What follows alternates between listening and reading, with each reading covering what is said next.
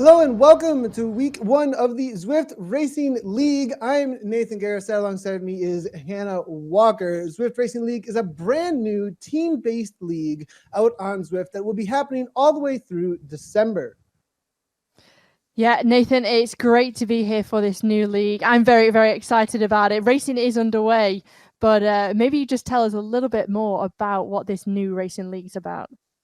Yeah, so we have 19 men's teams, 17 women's teams who have qualified to race in this elite premier division, which is brought to you every single Monday all the way through December.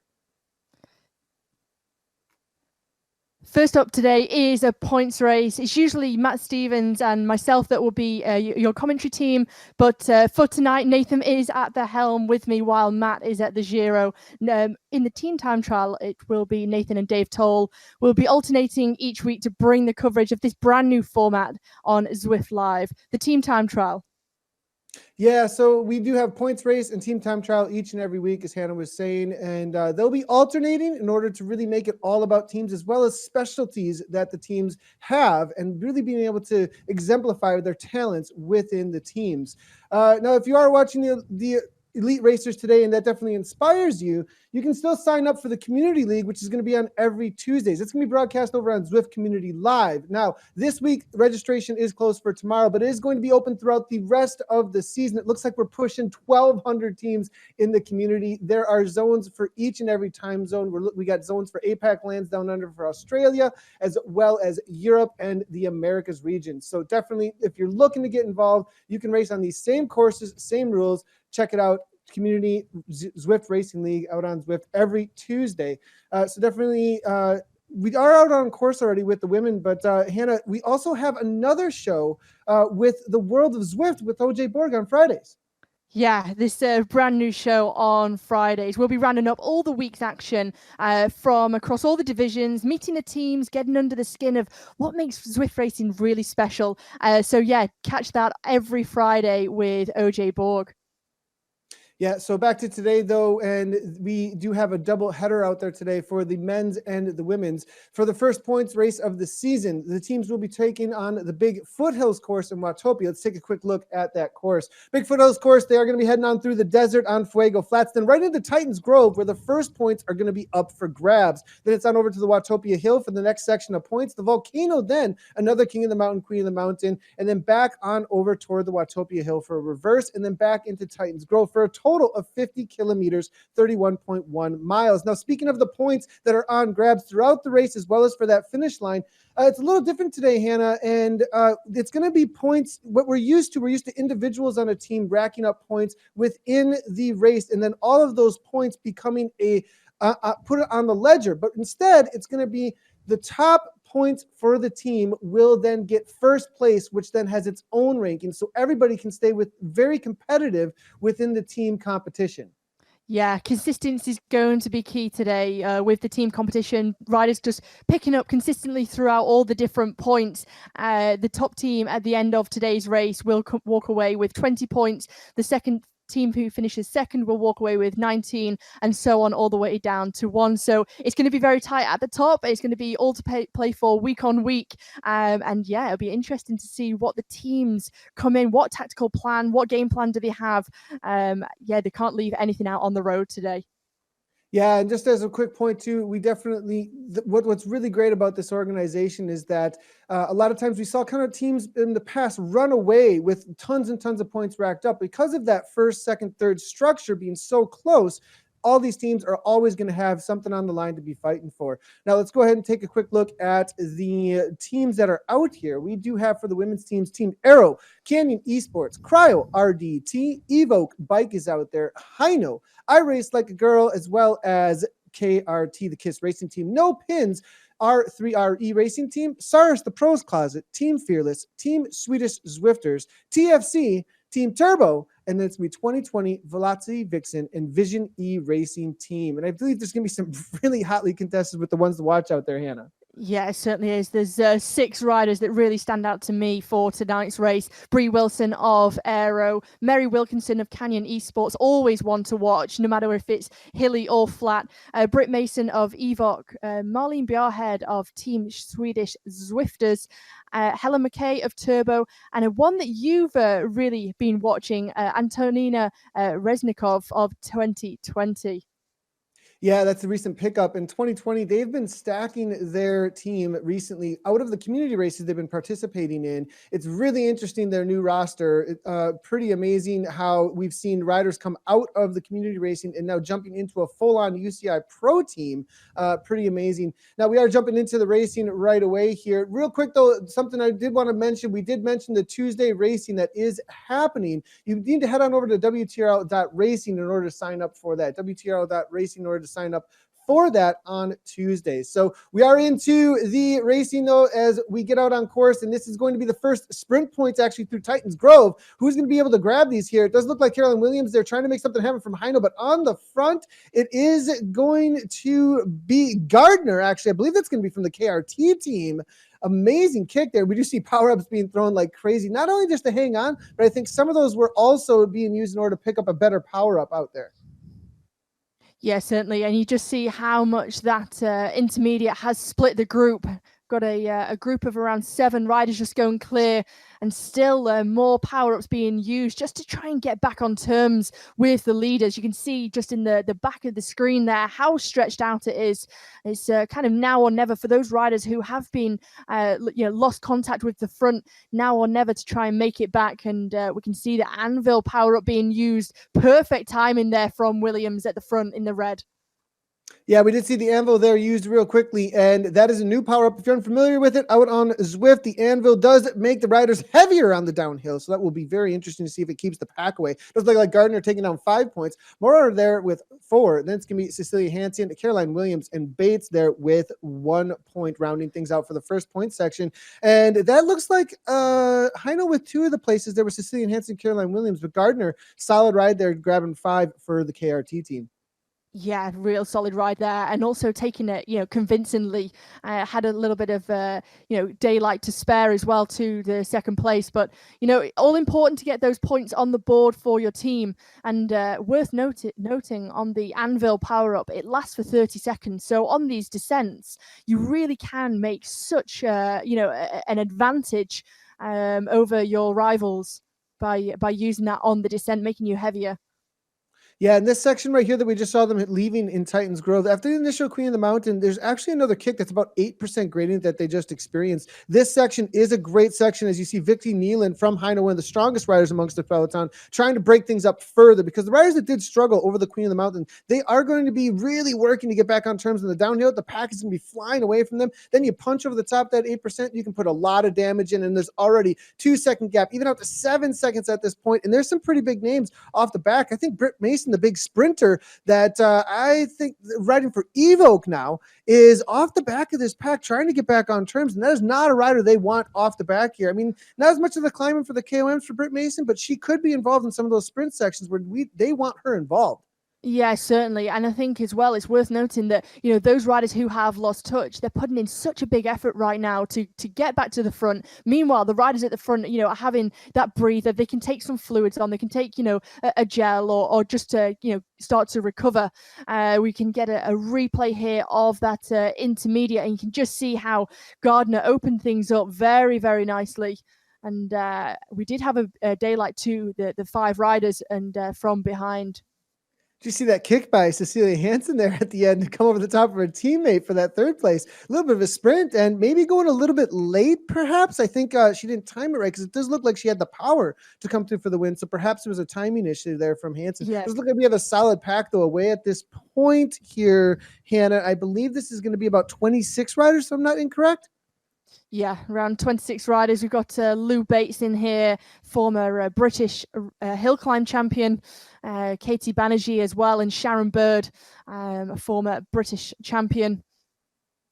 Yeah, Sharon Bird making a little bit of a swap over to the KRT team. She was racing for Visions. There has been lots of drafting happening. As soon as the Zwift Racing League was announced, we saw a ton of drafting going on between the teams. It was almost like an unofficial preseason, who's going to go where, and a lot of swapping happening as everybody has almost like a free agency. So now you can see on the right-hand side of your screen the current leaders as well as their watts per kilogram. I do see a name in there that is very interesting from the Zwift racing community, that this is somebody that put on your radar. Kristen Kolchinski is on that leaderboard just a moment ago, now riding for 2020. Now, a lot of the riders that have been picked up for 2020 have a long palmares, or at least a lot of experience in real life racing. But Kristen Kolchinski has completely come up through racing on Zwift. She's been a part of the community races since spring when COVID hit, and now all of a sudden we see her picked up in this last month. She completely proved herself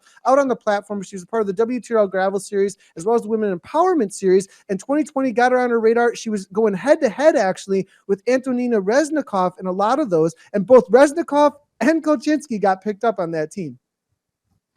Yeah, 39 years of age now is Kristen, and she's already level 50 on the Zwift platform, and joined in January 2018. So really been chipping away on Zwift, and it's a very interesting way that she's come into 2020. 2020, of course, well known for having the likes of Chloe Dygott on the team, Shayna Powless as well, headed up by Kristen Armstrong, the 3-time Olympic champion. But fantastic to see that getting some real specialists into their Zwift e-racing team. Yeah, we do have live cam here of Illy Gardner with lots of live stats on on screen here. 218 watts, looks like that's about 4.7 watts per kilogram out there. Definitely a climber, I would say, Hannah, with those kind of numbers and ratioed like that. 188 beats per minute. So obviously making this league group is no joke. Bree Wilson coming from the Lands Down Under, as you can see, riding for Team Arrow. Team Arrow, if you're not familiar with it, a recent team that was formed in this past year for specifically Zwift esports racing that it was put together of UCI Continental racers out of Australia, actually, in order to get them racing out on the Zwift platform, both on the men's and the women's side. So good to see that Arrow is making this league group as well. Yeah, still 26 riders in this lead group, and it's 13-second gap now back to the next 20 riders or so. So it's looking like that this will be our leading group. It doesn't look like any of those riders from places 27th down will be able to get back into contention for today. Interesting to see. So there are a couple of names in there that might get motivated. We'll have to take a look and see if that's going to happen. Kristen Falk is in there, big name. Brie Playo is in there as well. Marlene Jarhead hasn't making. She's a climber, so there may be a couple of them. Since it is 14 seconds, that might look to launch to on at the bottom of either the Watopia climb, launch on the Volcano, and try and go across. But they have to keep things really tight here as we look at the Hino team here, Hannah.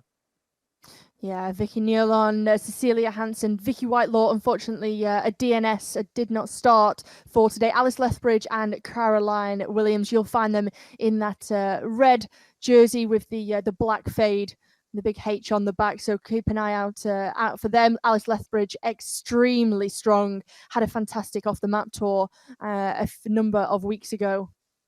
Yeah, and those are two pickups. Now, it used to be kind of Vicky Nealon, Cecilia Hansen, Vicky Whitelaw were kind of this top, triple crown of the Hino domination. But now Hino's starting to pick up and a couple of new team members. You see Caroline Williams as well as Alice Lethbridge jumping on there, and that really rounds things out very nicely. The other three really TT specialists, as well as Cecilia Hansen having a solid kick. I think that it rounds things out a little bit better for having Alice Lethbridge being a very serious climber out there, and Caroline Williams very much of an all-around point, or Queen of the Mountain point out here across the banner. There are points on the line. It's going to be all about the team competition here to try and take this down. Yeah, you see riders starting to move up towards the front of the bunch here. They can sense that the points are coming. They will be on offer. But it looks like a move at the front there from Hino, wanting to go early, putting pressure on the other teams to make that chase and make that effort. Yeah, now on the front, this looks like Hino's making the first move. That's going to be the red and black jersey on the front. This is the first little section of 8 to 7%. It's going to level out for a second to take a left-hand 180-degree turn, and then the second kick on the Watopia forward. It's only about a 2-minute climb tops here with the Hino team really leading things out. It does look like 2020, though, trying to match that, and I wouldn't be surprised if that's going to be Antonina, Reznikov, and Kolchinski following that wheel. Karati is there as well, and they're looking for those points. They got the first one. Maybe they can round this up to 10. Yeah, it is Kristen Kolchinski, the rider from 2020, who was reeling Cecilia Hansen back in, the Swedish rider. We can just get a look of her in her pain cave on the screen, the bottom left now. But Illy Gardner, again, timing this to perfection, starting to come to the front for KRT. Yeah, we do see in there a little bit of a 42 ride-ons there in the lower right-hand corner. Give them some ride-ons. If you see them out on course, download your Zwift companion app. You can find any of these riders out on Zwift and give them some ride-ons. As it will watch that count closely. Going to be helping them power up a little bit, or at least get them some extra drops. But now it is going to be KRT with an arrow power-up. That's going to be a huge advantage in this sprint here. Hino trying to hold on the third wheel. Coming up for second wheel there, we're seeing a rider in a white, and it looks like that is it going to be, I believe, Swedish Zwift riders? I'm not incorrect here. But no, it's going to be Gardner again, looking to take this down. Bates, perhaps, from R3R now, no pins, coming in for third. Melanie Moorer, I believe, coming in for second. Yeah, Illy Gardner again, timing that to perfection with the power up, using it very early, in my opinion, but she got that gap and really forced the pace. And just see the pressure that she's done again. This is for the second time now. The pressure that she's put on over the top of this Queen of the Mountain has strung it out. Riders unable to go and match the pace of Illy Gardner, the British rider. And she's taken 4 riders with her now, so we've got a small group of 5. But what can the riders behind do? They sense this danger, but what have they got to respond to this group of 5? What was really interesting was the arrow power-ups that were used the moment they came over. Either they used them either the moment they came over the top, or they used them as they were going over the top there. Either way, that greatly increased the speed of this pack here. Now, that was my mistake. Actually, it looks like Melanie Morer is riding for Cryo RDT, a very up-and-coming team. Now, Cryogen has been around for a very long time, but they've recently really got involved in esports, and they've been a top team on the TTT, actually, and now they're showing up with the top rider here in the points race. Gardner, Morer, then it's going to be Bates and Hansen. Kolchinski there, showing why she was picked up by 2020 with that 5th place. Yeah, this is fantastic for Kolchinski to be in this front group, and been extremely strong throughout, and being able to match the effort from Gardner. And I think all these riders, the 5 riders, working very well together. But it is Alice Lethbridge from behind who's leading this chase. She wants to try and get back in contention, along with Mary Wilkinson as well, Vicky Nealon, and Mona-Lee Keller. Mona-Lee Keller trying to put Evoke on the map here with this pack here. She's definitely been very strong in the community racing as of recently. So Keller, she's the sprinter, I would say, as well as a little bit of an all-arounder too, but definitely has more of a sprint. We've seen her win plenty of them up against this strong team of 2020 and Heino. Now, I Race Like a Girl getting involved here as well. And it looks like, I'm going to see if I can pick up who's with this lead group from I Race Like a Girl, but I believe that is solid ride also from Mary Wilkinson staying involved here with Canyon Esports. So solid job here by Mary Wilson, calling her Scary Mary. We'll see if she'll show up on the climbs, as a lot of times being an in real life very competitive rider on those hill climb competitions, Scary Mary might be waiting for that volcano climb to really launch something. Yeah, it looks like Kessler from the I Race Like a Girl team in the pink, just on the right-hand side of the road, next to the green grassy section. But yeah, a very, very strong group now here, going clear. They have 5 seconds to Bree Wilson and Justine Barrow as well. So they're battling hard, along with Caroline Williams, trying to get back on terms with this leading group.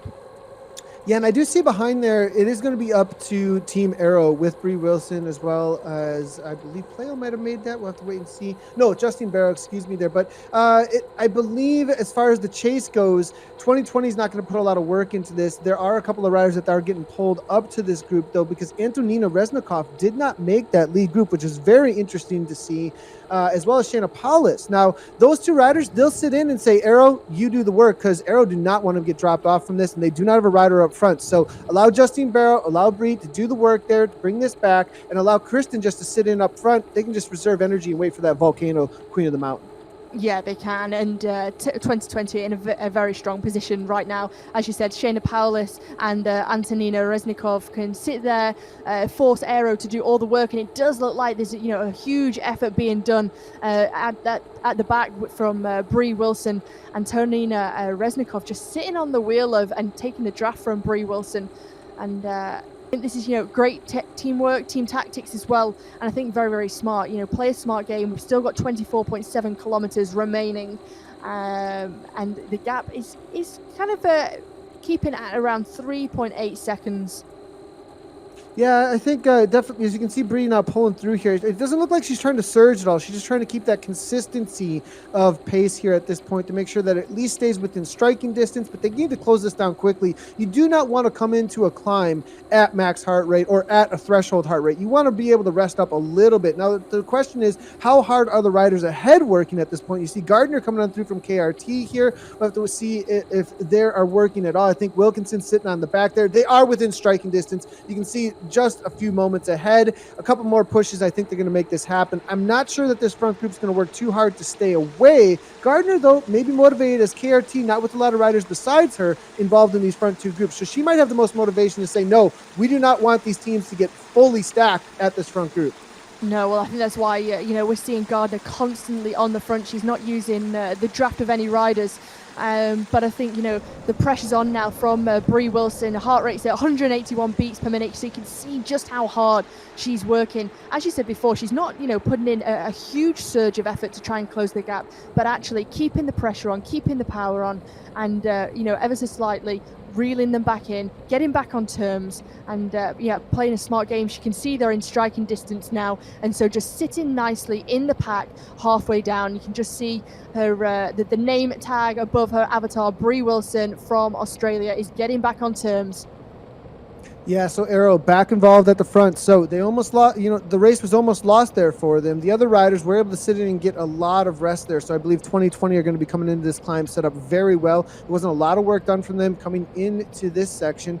Now they are going to be, there's might be a section where we could see a little bit of attack as Kolchinski now heads to the front, because the bikes do travel a little bit slower through here and don't roll quite as nicely. So Kolchinski though to the front, maybe just making sure he has position as she's at 5.0 watts per kilogram. Gardner now coming through at 4.7. Paulus at the back, as you can see, at 2.8 there. So maybe Paulus just kind of hanging out and waiting for the climb. Here's Antonina Reznikov, extremely strong rider here. This is world class. And but now this is a recent pickup for 2020 coming out of Israel that has been really interesting, where she had a lot of palmares, I believe, in the triathlon world, and then moved over to road racing and is still racing at a very top level, and now has really picked up on Zwift in this last summer. 2020 recognized that while she was doing the community races, winning lots of them up against their own team. Actually, Shayna Paulus went head-to-head with Antonina Reznikov when she was riding unattached. Reznikov showed her best and was able to get picked up by 2020 by besting them many times. So it's a great pickup for 2020, and be watching out for her on this climb. And we've seen her and Kolchinski go away on a climb many times, so we'll have to see if they're going to be on the attack. Yeah, you just saw in her picture, she's got a helper there, wiping the sweat from her brow, keeping her as cool as possible, and pushing a huge gear. Really likes to keep a low cadence there, keeping it around 65, 66 revs per minute. So different styles of riding, different riders respond to different ways to race on Zwift. See a lot of riders wanting to keep a high cadence and keep it very fast, but Antonina Reznikov wanting to keep the cadence very low indeed. Now, Kolchinski 6.8 at the front. Looks like she's going to be the aggressor here onto this two-tier. This two-tier into the Volcano now. It's just a little bit of a kick, flattens out. Now a second kick into the Volcano. As you can see, they're flattening out, and then they're going to go through the Volcano lap banner, and then they're going to head on over toward the climb itself here. So now Kolchinski, 4.5 watts per kilogram. Gardner coming through. Keller as well. Bates. They're all kind of being kind of coy here through this section as they wait for that banner. And then it's going to be a turn on over toward the King, the Mountain Queen, the Mountain, as Kolchinski continues to kind of just set a high pace, it seems. So looking through, it looks like Bree Wilson here, 3.9 watts per kilogram, currently 175 beats per minute. The chase group here at 40 seconds. That is almost unassailable at this point. Does look like Sharon Bird's putting out a solid 5.2 watts per kilogram on the front currently. Off screen here, Sharon Bird going to be trying to lead things out to try and bring it back. Lou Bates here, look at how calm Lou Bates is at this point. They are definitely just watching each other now. 90 RPMs, 206, letting that heart rate come down because they're all just thinking about what this climb is about to do to those pain caves. Yeah, Bates looking fantastic right now. Really only putting the energy that she needs through the legs, keeping the upper body as still as possible, maintaining a very nice cadence as well. And it's surprising to see how low her heart rate is in comparison to, other riders.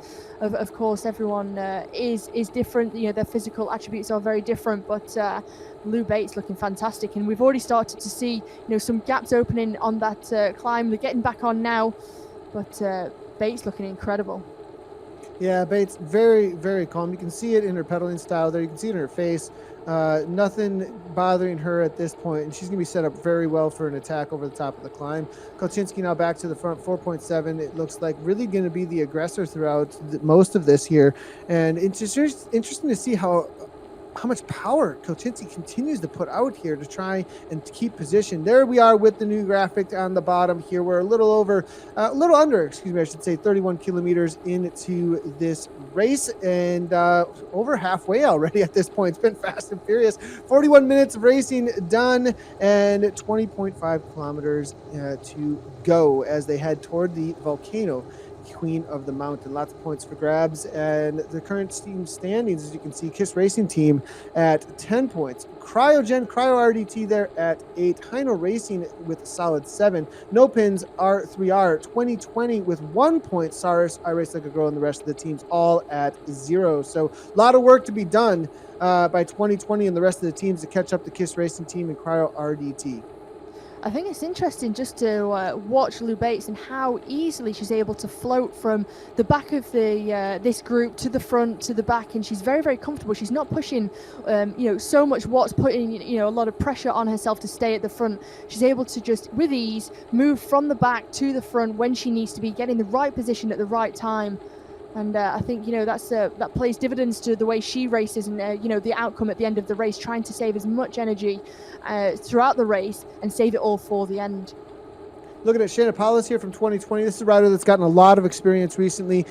We've seen her, as far as Zwift racing goes, seen her come up the ranks and within the community league, learning a ton over the summer, that's for sure. And we've seen her take down a couple of the community races up against some top talent, actually, specifically in the WTRL Gravel Series. So I'll be watching out for Shayna for a top spot here today as well. We might have a breakaway ride. I definitely would favor a little bit more towards Antonina and Kolchinski, but perhaps that pickup also in some of the team training might have given Shayna a little bit of extra tips and tricks here for her Zwift racing, as well as I think maybe just some extra fitness with how much community racing she's been doing.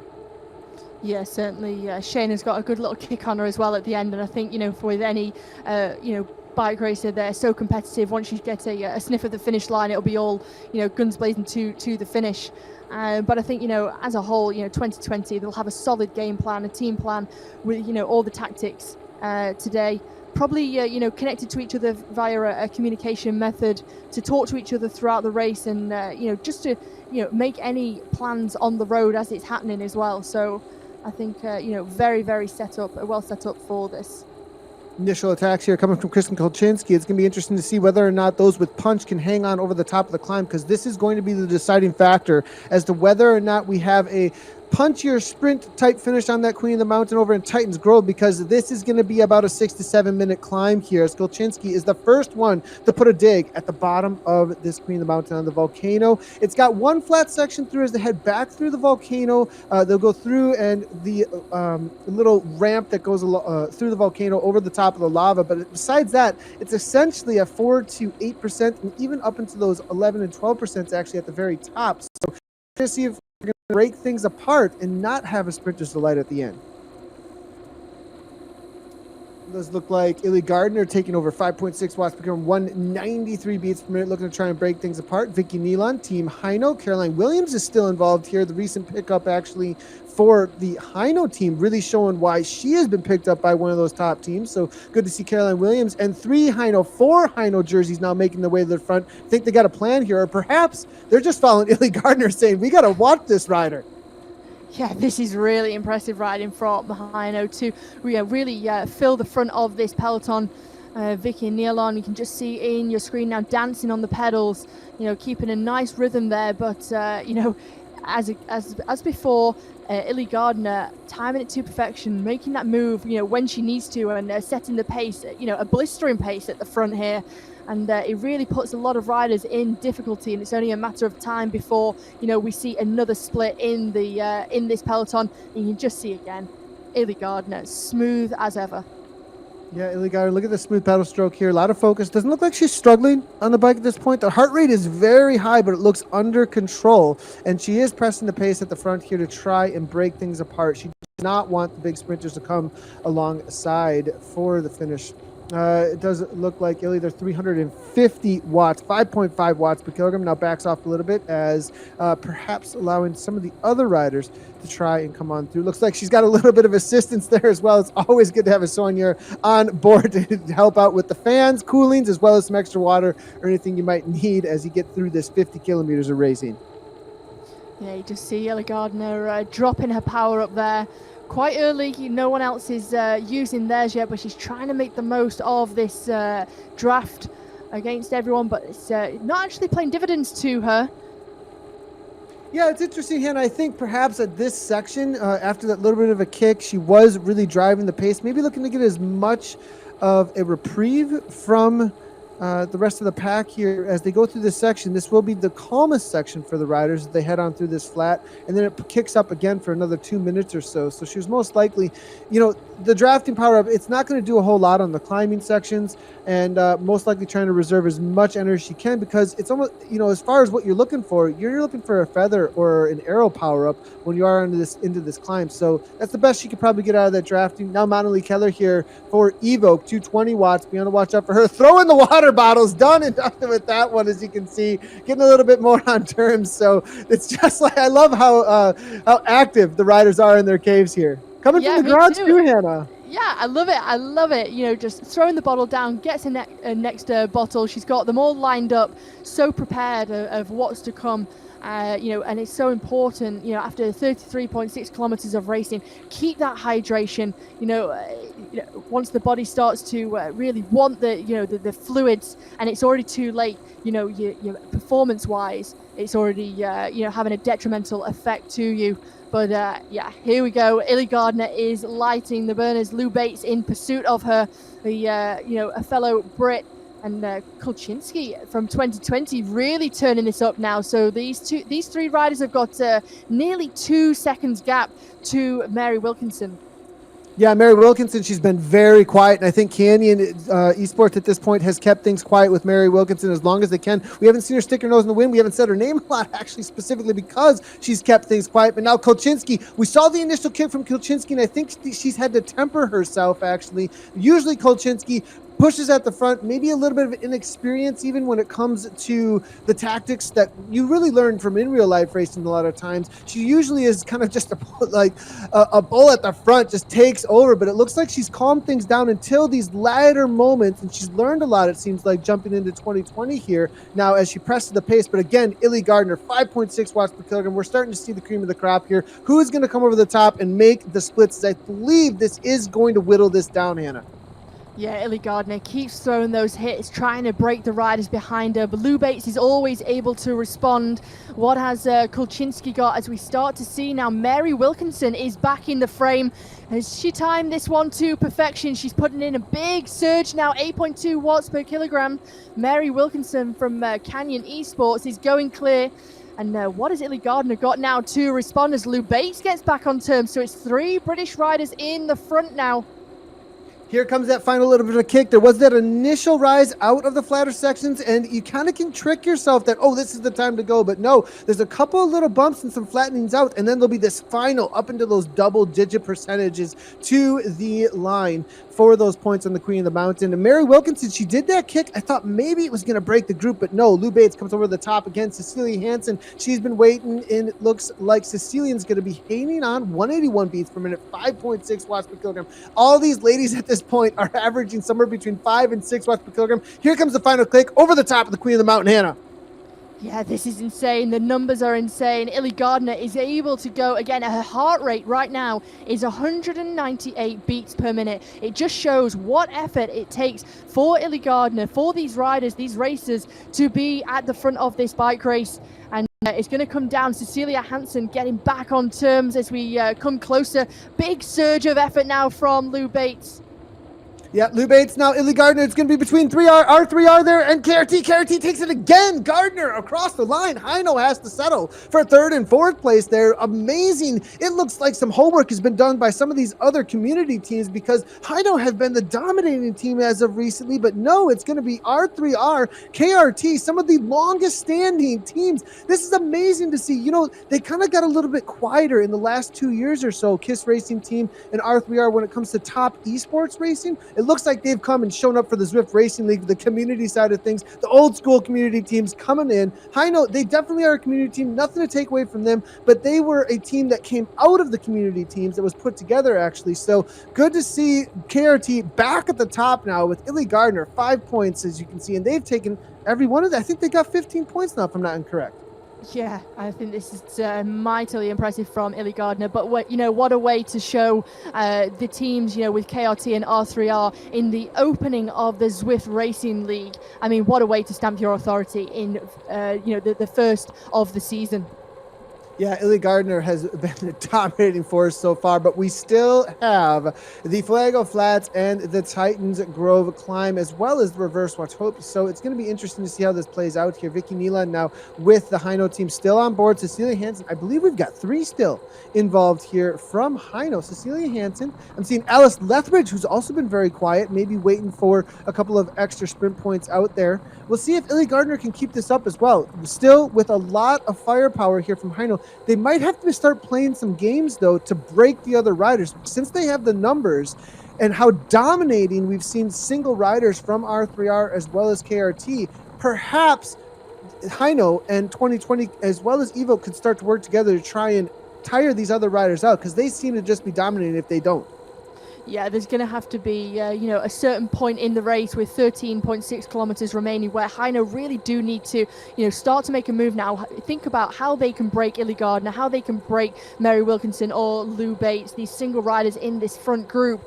They are dominating, and Heino really on the back foot. Same with 2020, they've only got one rider in this front group at the minute, and that's Kristen Kulczynski. But Heino with 3, they are the dominant force. What can they do, and how can they try and split this group and to get the upper hand? We do still have a chase group behind here at this point. I believe Justine Barrow? Yeah, Justine Barrow, MBK Kausler, we've seen Emma Belfer, Caroline Williams as well, all chasing back. It looks like 6 seconds is all the gap is. So it's definitely possible still to get back on terms. Now, I believe Gardner and Bates, they're going to be very motivated to try and keep this away. Heino are perhaps going to sit in. At this point, though, with 3 riders, with Heino, if they really just set a solid pace at the front, it would be to their advantage as far as the numbers games go. Now, we do see the current situation here. Again, this is a team points competition as far as in the race. They accumulate points to try and take first, second, third, and all the way down from 20 and down for the top spot at the end. So whoever has the highest points at the end of the race for the teams, that team will get 20 points for the league. KISS Racing Team currently with 15. Heino in second there with that 12. And I believe it was 9 for the next on the board here. Alice Lethbridge now from Heino, the new pickup, as you can see on the right-hand side, making her way through. The RPMs all very high. I believe they're all trying to spin out that lactate from the legs and get prepped for the next point on course. Interesting after the huge effort up towards the Volcano that Mary Wilkinson isn't in this front group. She's a further 5 seconds behind in the chasing group, along with Kessler, Bree Wilson, Justine Barrow, Caroline Williams, and Emma Belforth. So and Mona-Lee Keller. So this is not good news for Canyon Esports with Mary Wilkinson. After she was very, very strong as the attack started to go before. But Cecilia Hansen looking very comfortable indeed, keeping a nice, steady cadence, 78 revs per minute, and her heart rate exceptionally low. Just goes to show the kind of form that these riders have as they come in. They have been descending for a little bit over a minute, 2 minutes at this point, and as you can see, that quick recovery rate tells you that there's a lot of energy left in the tank with some of these riders here. Cecilia Hansen, most likely the rider they're going to be trying to set up. Now a little bit of a punch off the front, it looks like. Maybe looking to have a little... Sometimes you can sneak off the front. Lethbridge, though, comes on through. 3 Heino ladies are in focus here, as you can see, and they are going to be the ones to watch out for, I think, as far as who can play some games here. I think the rest of the riders, unless the rider's feeling really, really good at this point, that Heino most likely are just going to chase you down. So perhaps they're going to leave it up to Heino to do the work. Yeah, and I think, Heino needs to start thinking, shall we start to attack and counter-attack and, force the likes of Illy Gardner, Kristen Kulczynski, chase it down. And as soon as it comes back, then, another rider from Heino can attack and, go on like that and try and break the riders in this front group. But I think, as you said, Cecilia Hansen is obviously on incredible form that she can, recover so quickly. Yes, we were on a downhill, but also, you've got to keep your focus, spin the legs as well after the huge efforts and, sort of shift some of that lactate from the legs. But Heino really going to have to start to think tactically now. How are they going to be able to close the gap in this team competition? Now looking at the gap here, only 5 seconds from chase group 2. Group 2, as you can see there on the screen, and then 137 back to group 3. Group 2, I believe, is going to get back on terms. That is containing Bree Wilson, Katie Bandry, Justine Barrow, MBK Kessler, as well as Emma Belforth, Caroline Williams, Mary Wilkinson, all involved there. And at this point, really, Heino is also involved in that chase group with Caroline Williams, and Williams actually making her way to the front, wants to get back involved here. Kessler with that professional jersey that is green, that signifies, as you see on the right-hand side, the I Race Like a Girl, you did see that little green jersey. That means she's a professional triathlete in real life. Now we do see Banerjee here from the Aero team. Belforth coming from Swedish Zwift Racers, one of the longest standing, actually, I would say, if not the one of the longest standing organizations out on right alongside a KISS racing team. So good to see Swedish Zwift Racers making that chase group almost involved in the front group. And now another attack here. Lou Bates not wanting them to get back on terms, as it looks like the solo R3R team amongst these top two groups is trying to keep them away.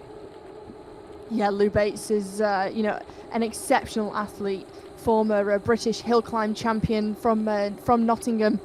And she had a very strong ride in the Off the Map Tour, a few weeks ago. And, again, was the sole representative from that team in the front group. So is, relatively used to having to fend for herself and race against, a big team, the likes of Heino, who have numbers in the front.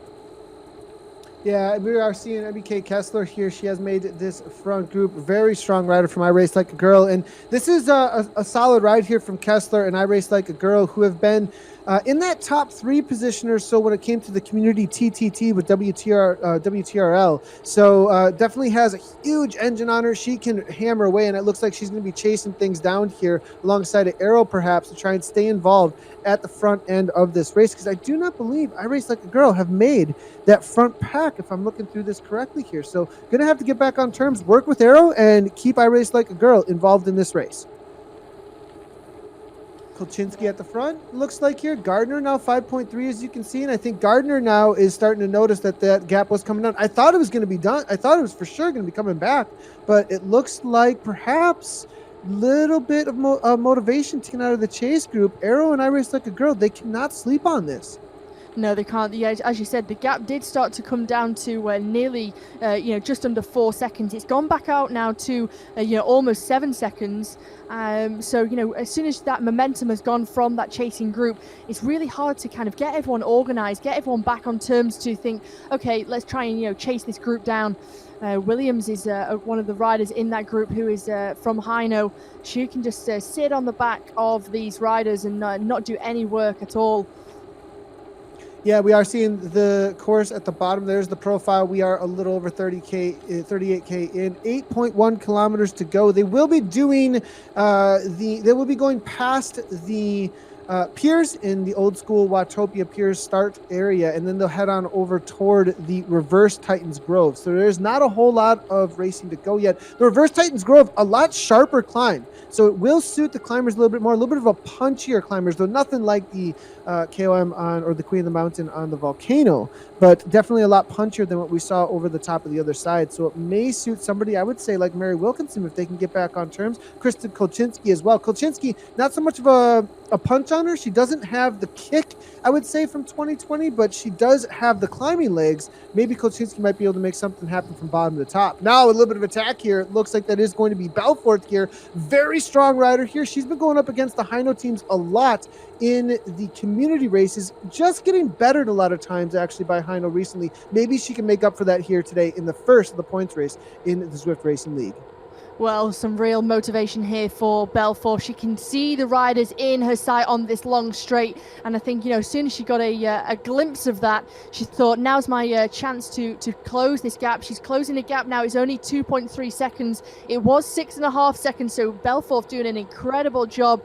She wants to try and make it to this front group before we start to get back into the climbs, and she wants to try and have a bit of respite before that. But I think the front group are starting to sense the danger. Illy Gardner has gone straight to the front, wants to, stop Emma Belforth getting on into this group of 6.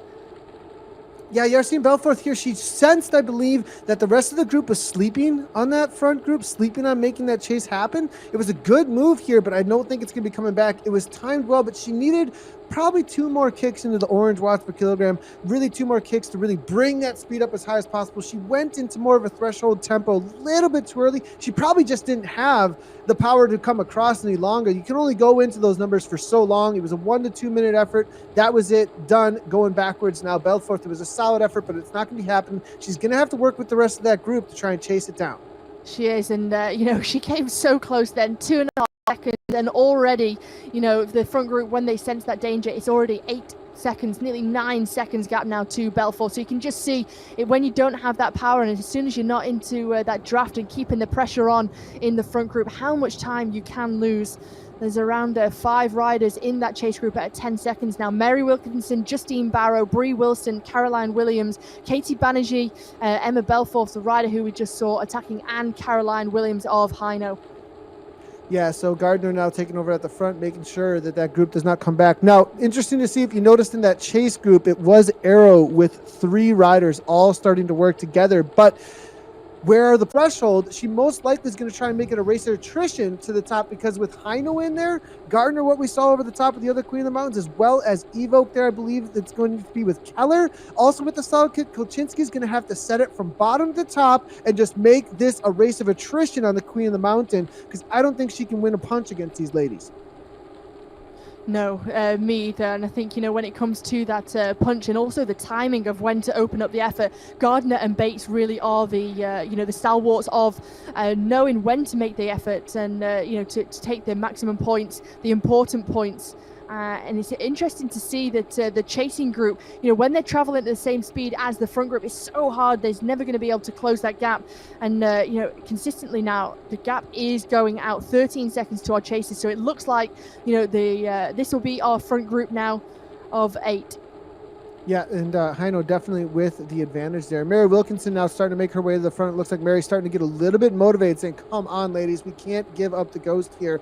Now it's going to be Arrow here with 3 riders rolling through, and Caroline Williams sitting there going, nope, no work for me. I got 3 Hino riders up front, and being the new addition, she's definitely playing an amazing role there for Hino, just allowing the other riders. And that's how, that's a little bit demotivating when you have other teams involved that have riders up ahead and you're just pulling their riders up. You kind of start going, oh man. So great role to be played there for Caroline Williams, recently picked up by Hino.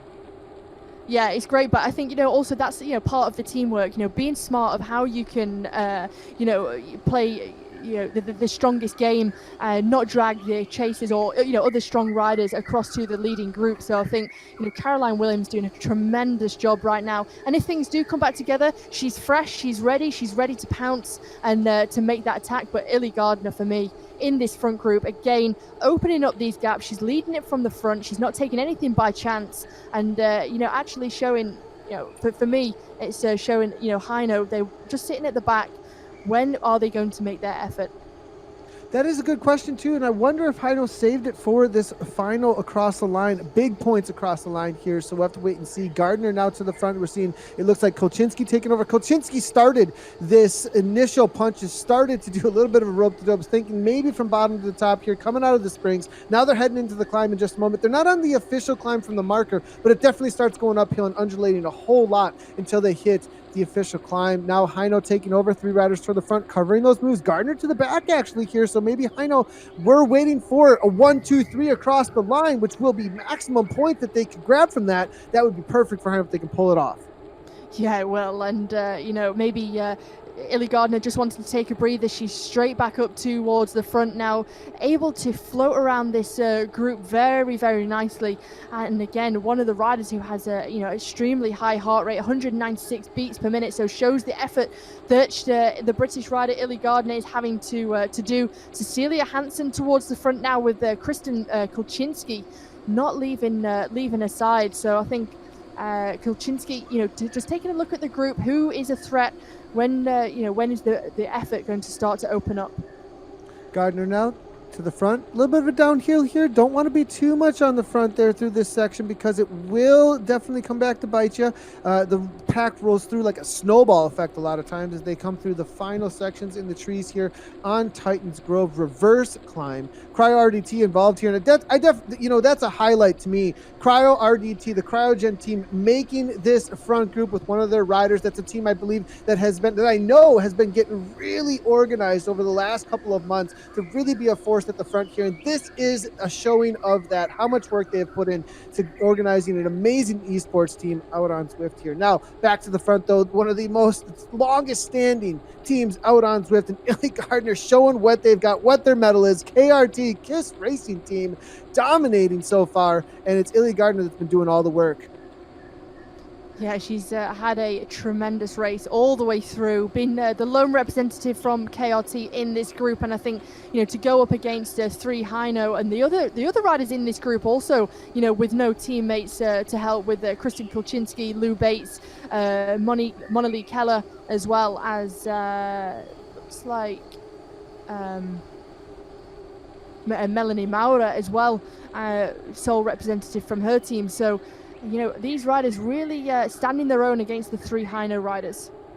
Yeah, and it's going to be interesting to see whether or not Hino can make this tactic work out, because they did not take maximum points when it came to the other sections. Gardner just dominated through, as well as R3R there with Bates. So we'll have to see if perhaps it was a waiting game, or the answer will be across the line for us, Hannah. It will answer whether or not Hino was reserving something and waiting, because it did look like a couple of those sprints they waited a little bit and didn't give everything, and whether or not we're going to see a full-on all-out attack, because once we do hit the climb here, it doesn't stop. It doesn't undulate on this side of the mountain. It actually just kind of goes straight up to the finish line, and it might be a full-on kick here from Hino. We'll see if they can go all 3, because I believe they're going to need that to make this happen when it comes to the points at the end of the race here. 1K to go here, Hannah, in the first of the Zwift Racing League. Awesome to see here. Premier Racing. Yeah, it is the Flamme Rouge there, the red kites, indicating 1 kilometer of racing remaining, 1,000 meters, and it is Gardner again. Hino starting to gather themselves as a group together here, but Lou Bates not taking anything by chance, wanting to move up around the right-hand side of your screen in the light blue with Illy Gardner of KRT in the middle of your screen with number 141 on her back. 700 meters to go here. Bates taking over 7.4 watts per kilometer. Is that where she wants to be, though? There is a reality. There is still a little bit of draft. Hino, are they on the back foot here? They don't have the right power-ups. It looks like already a drafting power-up here coming from one of the riders on the right-hand side of your screen. That's going to be in the red and white, it looks like, with that H on the back there. Now I believe that's going to be Cecilia Hansen trying to cover the move. Cryo RDT, 4th wheel. Evoke there. Monilee Keller, 5th wheel. But no, Bates dominating this climb so far. But is Gardner in the waiting, or is all she got 6.4? Yeah, well, this is phenomenal from Bates, wanting to take everyone by surprise, really put Hino on the back foot here, and it's only Hansen from that team who is in contention. As you see, Illy Gardner now drops that feather power up, making her lighter. She's going to overhaul Lou Bates here, but Cecilia Hansen has nothing to react. It's going to be head-to-head for the 2 British riders with 200 meters remaining. Bates is holding on, but Gardner is just in the wheel. Yeah, Bates had an arrow power up. Everybody already using their feathers here. Will flatten out just a little with 100 meters to go. Does Gardner have a final kick? Bates, she let it out, but Gardner played it smart. She sat in the wheel, and she comes across in a race of attrition to the line. Hino's going to take 3rd, it looks like, and then 4th, another Hino rider, I believe. Just saw Evoke at the back there with Monilee Keller, and then is this going to be the final Hino rider across the line? Now we do have the second group here, hotting it up for the last 300 meters, and Arrow looking for those final points. There's still lots of points across the line, finish points across the line, different than the top 5 on those sprint and KOM points here. Now it's going to be Swedish Swift riders. I believe that's going to be Emma Belfort to try to get across the line earlier, or across to the front pack earlier. I think Belfort's going to take this, but we got feather power-ups, Hannah. Yeah, we have. We've got a real flurry of the feather power-ups. Justine Barrow is one of those riders with the feather power-up. She's trying to chase down the rider in front, but we've got a real, race to the finish line, trying to get the best finishing position as possible. We've got Mary Wilkinson in that group as Bree Wilson, Katie Banerjee, Justine Barrow, and Caroline Williams just coming across the line with Kessler as well. Yeah, we did see Kessler come across the line there in the final place for that chase group. I believe Mary Wilkinson was able to get the group sprint, but it was a breakaway effort from Emma Belforth, I believe, across the line. But we have to wait for the replay as well as the official results. Lots of feathers now. This is the main group. And then Tonina Resnikov not having the usual day, I would see from her, perhaps allowing Kolchinsky to go away. But I have a feeling something's up with Resnikov today here because this is not what we usually see from the Israelite. No, it's not. And, it could be that, she's just on an off day. You can see now she's actually stopped pedaling. She's lost contact with that front group with just under 350 meters to go. Could be a connection issue. It could be, but real unfortunate for the rider from 2020 with 350 meters to go after all that effort. To lose contact with this front group now. Yeah, now we do see it looks like R3R again here for the main group. Wendorf trying to come on to the top here, and I believe that is going to be another SCR rider here. Arrow also getting involved with an arrow power up across the line. Let's see how this ends up playing out as it's going to be, I believe that's going to be Vanderplast there. Marlene Jarhead trying to take it down, and another R3R rider across the line. It looked like that was, I believe, Lenny Ramsey. Shayna Paulus was involved there as well. So we'll start. Man, what a first race here, Hannah. Lots of action. We saw who the cream of the crop was there. Obviously, Big Foothills really put the test here to all these ladies in the first Zwift Racing League points race. Yeah, it certainly has. But, for me, the rider of the night was able to do it, without any help from her teammates. Illy Gardner, sensational stuff. I take my hat off to you. Really incredible. She had some challenge in the end there from Lou Bates, but in the end, timing it to perfection. She had the fitness, she had the recovery. She was so in control throughout the whole race. And exceptional first race of the Zwift Racing League. Yeah, we thought perhaps Heino was waiting for those big points across the finish line. Maybe it was tactical, but I don't, obviously Lou Bates, Illy Gardner, they were just the walkaways today. And Illy Gardner obviously just dominating today every single time. KISS Racing Team back on the map. Let's go ahead and take a quick look at the replays, how this ended up playing out in the images. So looks like Lou Bates here was leading things out there solid. We did see that with that arrow power up. She had waited till almost the perfect moment, but Gardner, she just was smarter about it. It looked like sitting in on the wheel there. We see her just nipping it at the line by about a bike length. Arrow power up or not, Illy Gardner, the strongest rider. Heino coming across there for third and fourth with Vicky Nealon. Looks like Kolchinsky able to grab a fifth place there. Solid ride there from Kolchinsky. There's Emma Belforth. Mary Wilkinson coming on through just ahead of the three arrow riders there, still putting Canyon Esports on the map. There's Justine Barrow there. Solid ride coming from her. And Justine Barrow, solid fitness from her. Big shout out to her. I do believe she recently had some shoulder surgery too. So Zwift has kept her in a lot of fitness. So now we're going to take a look, I believe, at some of the results here, Hannah, as amazing race, Big Foothills. We look at all of the scenery from each one of those points banners here. But I'll throw it over to you, Hannah, for the results. Yeah, here we are. Well, it was a clear winner, wasn't it, with Illy Gardner taking out the first place over the line with, closely fought with Lou Bates. Cecilia Hansen, the first of three Heino riders in that front group. Vicky Nealon in fourth. Kristen Kolchinsky, apologies. Fabulous ride for fifth. Melanie Maurer in sixth. Monilee Keller in seventh. And Alice Lethbridge of Heino in eighth. Emma Belforth rounded it home for the chasing group in ninth place. And Mary Wilkinson, the first of the Canyon Esports riders, to finish in rounding out the top 10. Yeah, and it is all about team points competition. That's how things played out across the line. But there's going to be points for those positions across the line here, as you can see. And this is how it ended up playing out for the team points here. Heino, because they were so consistent on the day, always involved in every one of those sprint sections, as well as the final sprint across the line, able to take it down with 109. Arrow, there was 68. So Arrow in the chase group, but even though they were in the chase group, still able to grab a lot of points as they had such a great placing in the overall KISS Racing Team for 58.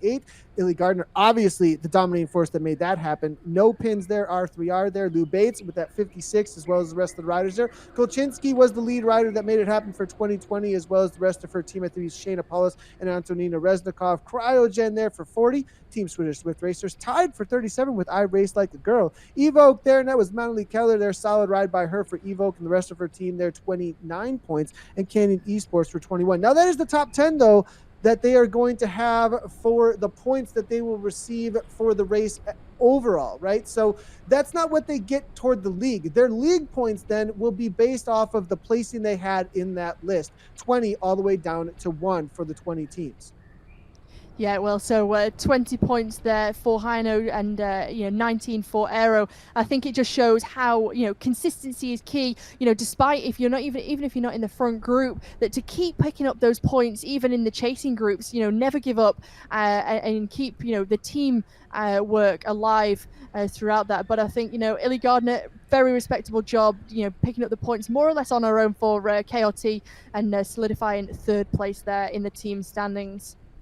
There's something I really like about this new Zwift Racing League is that everyone has a role. Everyone's effort really, really matters throughout the day. And so because of that, I think that has something to do with why we have almost 1,200 teams signed up in the Zwift Racing League community side of things. We do have divisions from A all the way down to D category racing. So, and there are divisions as well as zones that'll be racing throughout the entirety of the day. Registration did close yesterday for the first race, but it's going to open back up on Wednesday for everybody to get involved. If you want to put a team together, you want to race like you just saw in this Premier League, you can do so. And at the top end of the A category, you have an opportunity to get into the Premier League if you race at that top end, get verified, and jump into the Premier League. So pretty awesome opportunity as we see this sport really starting to grow, Hannah. Yeah, it's incredible. And I think, 1,200 teams signed up for the Community Racing League. I think, it just shows how popular this is, how exciting it is, and everyone, wanting to be involved in this action. And it's going to be incredibly exciting over the next 8 weeks. Yeah, and it does look like the men are already out on course, actually. So we're going to jump right on into it here. Zwift Racing League men's race. And here is the course. As you can see, we just saw the big foothills. Let's look at it again. For those of you just tuning in or also getting an idea of where things are out on course, they do start over on the Fuego Flats. They head on over through the desert, then into the forward Titans Grove, then on over to the Watopia hill climb forward, then the Volcano, then they're going to come back down past the piers on over into the Fuego Flats again, but then a right-hand turn into the reverse Titans Grove, just as you saw in the women's race for that finish. Those are the KOM points out on course, where the points are available. All about climbing out there today, Hannah. Yeah, it is. There's a lot of climbing, but as we saw, there's a few, punchy riders in that front group, the likes of, Justin Barrett in the chasing one as well. So I think this race, is going to be mightily fast for the men today, and especially as it's the opening of the KISS Racing League. Everyone wants to be, the part of the team that, takes the first win on the night. And I think we're going to see some brilliant racing. I think, as you can see now on the right-hand side of the screen, racing is underway with still a large pack, and Gavin Dempster in there for draft, just halfway down the bunch, the Scottish rider. So already plenty of action going on.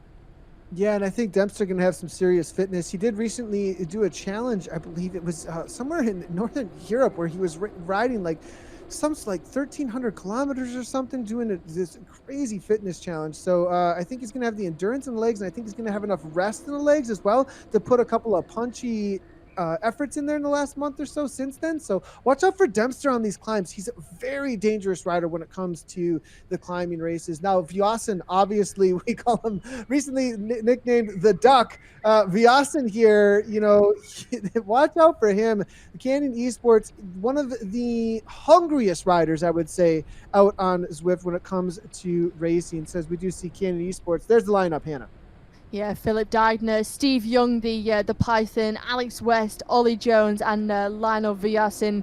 And as you said, he's a real character, got a great personality, and named the duck one day just before the race. He did bring his pet duck onto screen, so a great roster for Canyon Esports, and they're getting stronger year by year. Alex West, Ollie Jones, both involved in the Zwift Academy finalists, actually, as well as winning the Zwift Academy. So Ollie Jones, pretty awesome. Stevie Young, their sprinter on course. Vyas and Deigner, they're going to be their more all-arounders. I believe, Ollie Jones, though, also has a solid kick, but the reality is Stevie Young, definitely pure sprinter.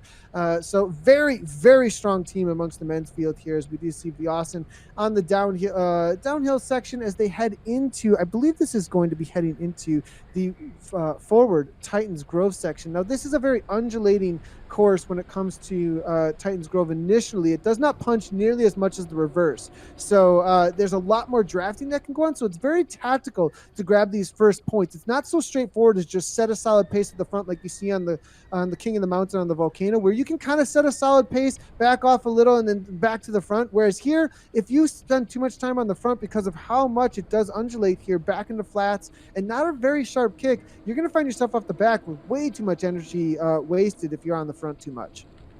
Yeah, definitely. But I think, the tactic is to try and stay tightly in the middle of the bunch, try and make the most of the draft, not sit too far back, but not be too much on the front and wasting energy. I think you just need to be, prepared to react to any of the moves that do go. There is a lightning fast pace in this bunch for the men's race, and a few riders now just starting to lose contact through the speed, through these turns.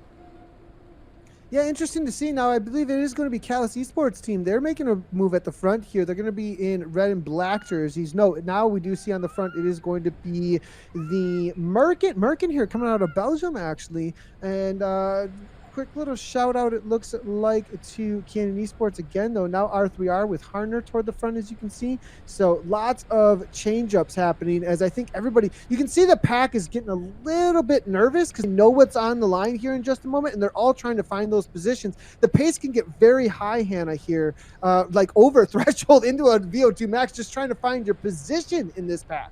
Yeah, definitely. And I think, once it starts to get a little bit twitchy and a little bit nervous, the pace just constantly is just going up faster and faster. Riders not wanting to lose touch. I think if we just look at the speed on this slight rise now, 38.8 kilometers per hour. So it just shows how hard this section is. But Vyasin looking very relaxed indeed just there on his rider cam.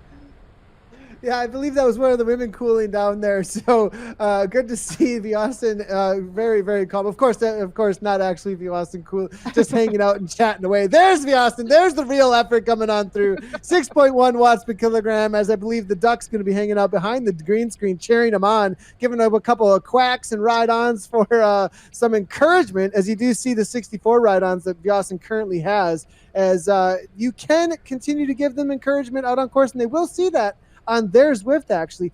509, oh my gosh, 9 watts per kilogram here as we're heating up into the final one. I believe we're right into the last 200 meters. Yeah, this is incredible.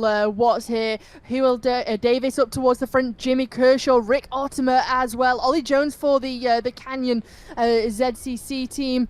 So who's going to come across the line first? It looks like Jones was the rider who crossed the line in first place just there. I believe it was Jones. I think Nikki Hug was just hanging on in second place, but I believe Vyasin came over the top for the second. We'll have to wait and see on the official results. Now, Brandlin coming on through. It's going to be the Swedish Swift Racers. Kershaw now to the front. That's going to be the World Elite Swifters. That's a recently formed team that came out of the PTZ team, a long-standing team out on Zwift. So World Elite Swifters, Wes now making their way to the front. Team Draft with Muir now, the Canadian, a little bit of a poke at the front here as well, making sure that they're in the right spot, because this is where we saw the initial breaks in the women's race. I think we're going to see it in the men's race as well. Yeah, I think so as well. Healy up towards the front for Trinity as we get a replay of that sprint and just how Ollie Jones was able to open up that with the feather power up just coming around the right-hand side here. And yeah, incredible timing to perfection for Ollie Jones of Canyon Esports. Yeah, it does look like, we'll see if we can get the points across the line there. It is just to the top 5. Now there is off the Dell there coming from the Callus Esports team. Now Franklin Almeida from the World Elite Swifters taking over. There is I believe that's the HDR kit there that Arrow is using in game there. There's Peterson there. It looks like taking over too. Now Ollie Jones, Vyasin did nip it at the line from Nikki Hug. It looks like Kershaw followed up by Moore. That is going to be your top 5 for the King of the Mountain points here in the first of the Zwift Racing League King of the Mountains banners, where we will have points on. Now, the next time we will have some points is going to be the forward climb for the Watopia forward climb, the original climb out on Zwift. And we'll have to wait and see who's going to take that down. Noticeably, no SARS to Pros Closet riders or Callus were involved at the front end of that sprint points, actually. or King of the Mountain points. And those are two teams I was really expecting to have a showing. Yeah, definitely. I think the pace, was just so full on. If you weren't in the right place at the right time and really responding to the moves that were going, from around 600, 700 meters to go, it was so hard to move up. And the pace, hasn't let up at all. 53 kilometers per hour now as we make our way down this slight descent and through the turns. So, if you're on the back foot and you're towards the back, it's so hard to move up through this peloton. Chris McGlinchey now, the rider from Ireland, from Vitus Pro Cycling, in there. So he's a rider to watch for me today. Yeah, watch out for Miglinski. That rider, he's been quiet so far for this initial climb, but this initial climb really doesn't suit his talents quite as much. A little bit more of a sprinter's climb. A sprinter's climb. I mean, there are climbs that sprinters can hang on through and then give that final kick. It didn't put them too much on the back foot. Wasn't too much energy. Whereas Miglinski, it's going to be much more about the Volcano climb, the Watopia forward climb, or even the Titans Grove reverse as well. Yeah, definitely. And I think, some of the sprinters, they are, despite they prefer the flat roads, they are, very, very punchy, can get over those short, sharp climbs. But Ben Healy now for the Trinity Racing team from Ireland. You can just see the name pop above his avatar there, up towards the front, never far away from the front. And also Mike Cumming as well, the British rider, former under-23 British road race champion in this front group.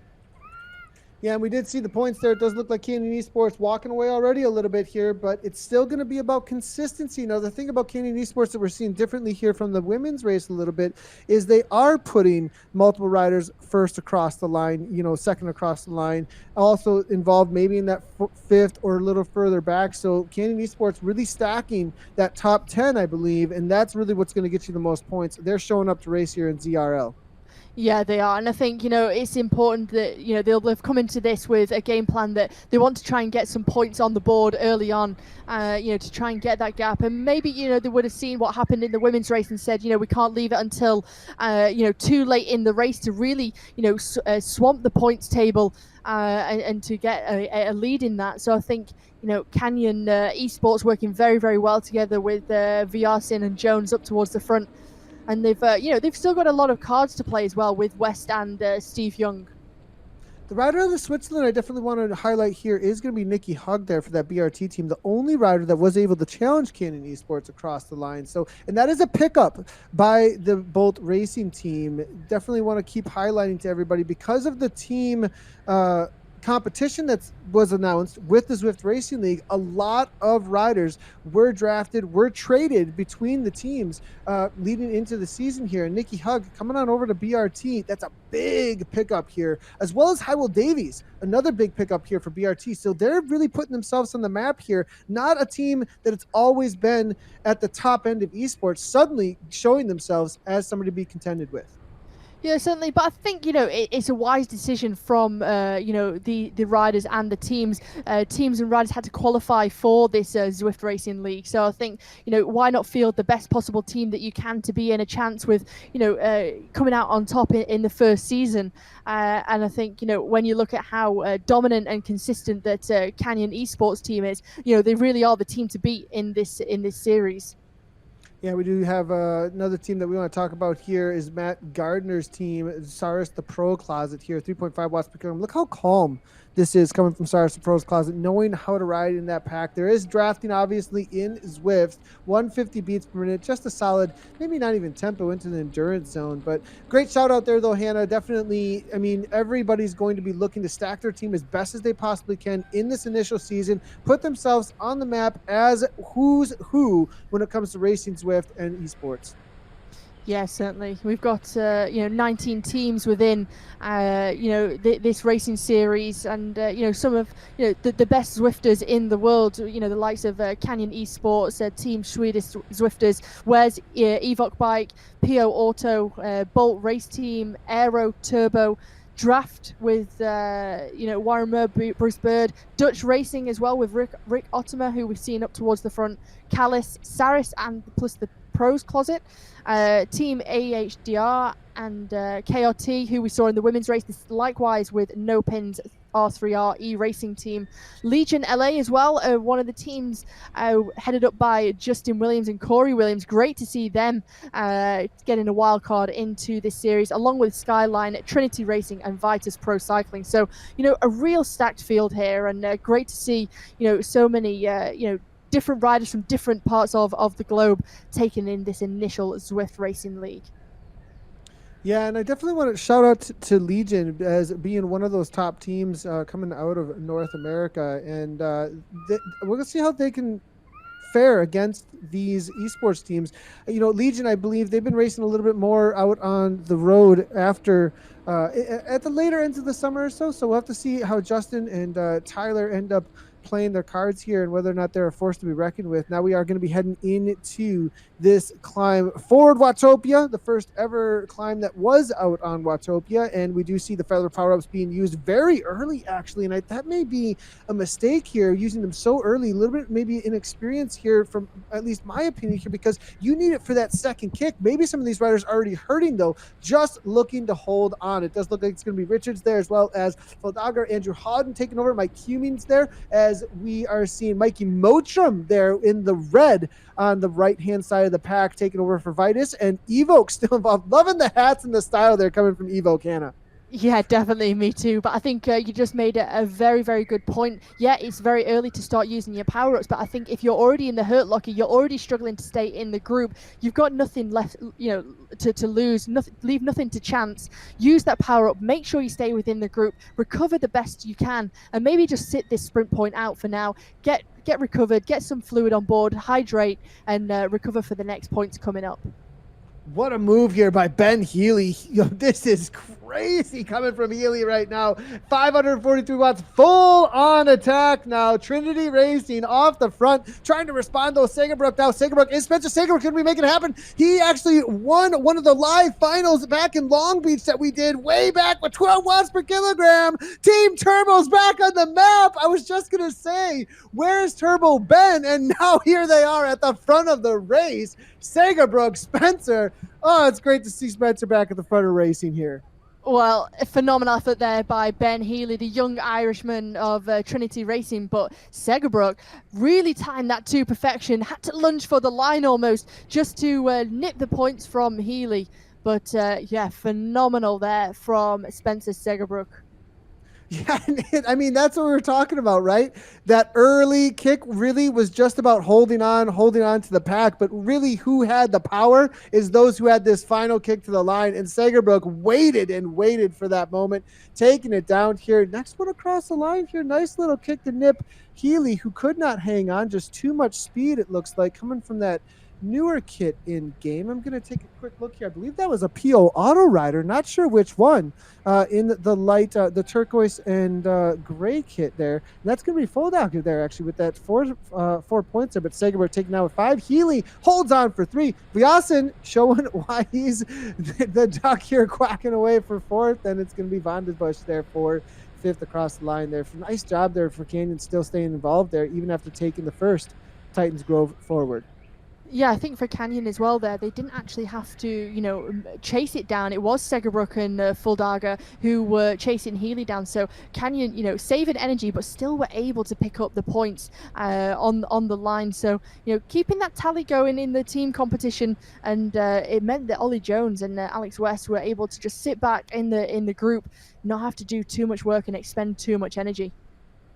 And now it is really coming back together. Large group here, as we do see a lot of the multicolored. That's going to be the purple with little pink and green accents. That's going to be WEZ World Elite Zwifters. Fleeman that we're looking at, though, now with the yellow and green with black shorts. That's going to be Cyrus the Pros Closet. Now E. Holtham. I believe that will be the KISS Racing team, if I'm not mistaken. I may be mistaken there, though, as we try and get a look at the kits here. But now Cyrus the Pros Closet trying to make their way to the front. There's the point situation, Hannah. It's going to be Canyon Esports 11, Turbo 5, PO Auto Ceramic there 4, Bolt Racing Team with 3, Trinity Road Racing, World Elite Swifters, Dutch Racing, and Aero tied for 7th, and the rest with 0 points on the board for the day.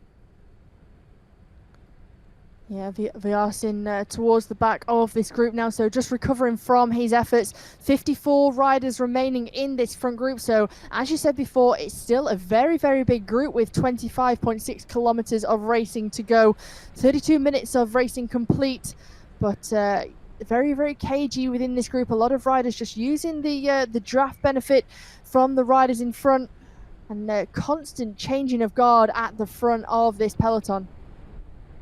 Yeah, and I think it's going to be pretty calm here. And this is a great job opportunity here for all the racers. Get a little of energy in, take some food on board. You know, they have been racing for about 30 minutes. A lot of the nitrous oxide, that is that glycogen, the sugars that are in the muscles that really allow these riders to push on, are going to be used up at this point. So a lot of them are probably going to be recovering. You can't really get away from a pack like this on these flatter sections. They head over toward the Italian Village and the Scotty the Squirrel Fountain. They'll be taking a left-hand turn onto that addition to Watopia that does take you over to the gravel section that heads into the volcano. And I think through there, they may be a little bit more attentive, but I think a lot of riders feel like they can relax at this point, get some recovery, and think about the next section and how they're going to take on the volcano.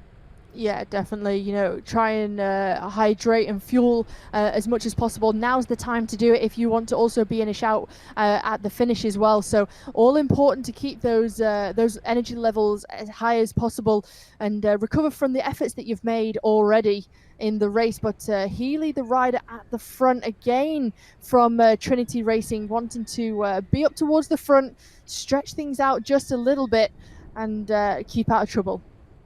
Yeah, making sure that he is in the right position most likely. Is this little punch here into the Italian Village? I mean, it's not going to break things apart too much, but you can find yourself too far back in the pack and not really enjoying life as you try and get better positions as you head into the volcano. That's for sure. And as we look at more here, World Lead Zwifters now 165 beats per minute, 337 watts, 5.0 watts per kilogram, just holding position. That's going to fluctuate a lot as he just tries to make sure that he doesn't get in too many of those gaps that were forming just for a moment. I think those will all be closed down. I don't think anybody's in too much trouble at this point. There would need to be some serious orange numbers off the front and a coordinated attack to get rid of this pack. But speaking of thinking of, how to race this race, what points are out here that all the riders are paying attention to? This is the top level in the Premier League. You're watching the best of the best when it comes to Zwift racing, but you can also take the tips from these racers and race tomorrow in the, everybody who's already signed up can, tomorrow in the community races. And then throughout the rest of the season, make sure to put a team together and get involved in the Zwift community racing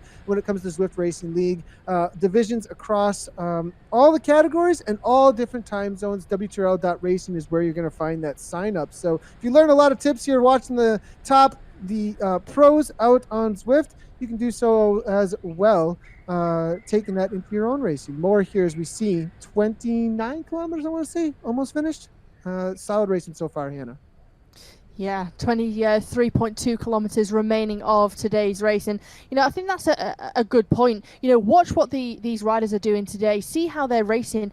Take it into tomorrow's racing or in the community racing league or next week and try it out for yourself. See how, you fare, how you can, take those tactics and play them yourself.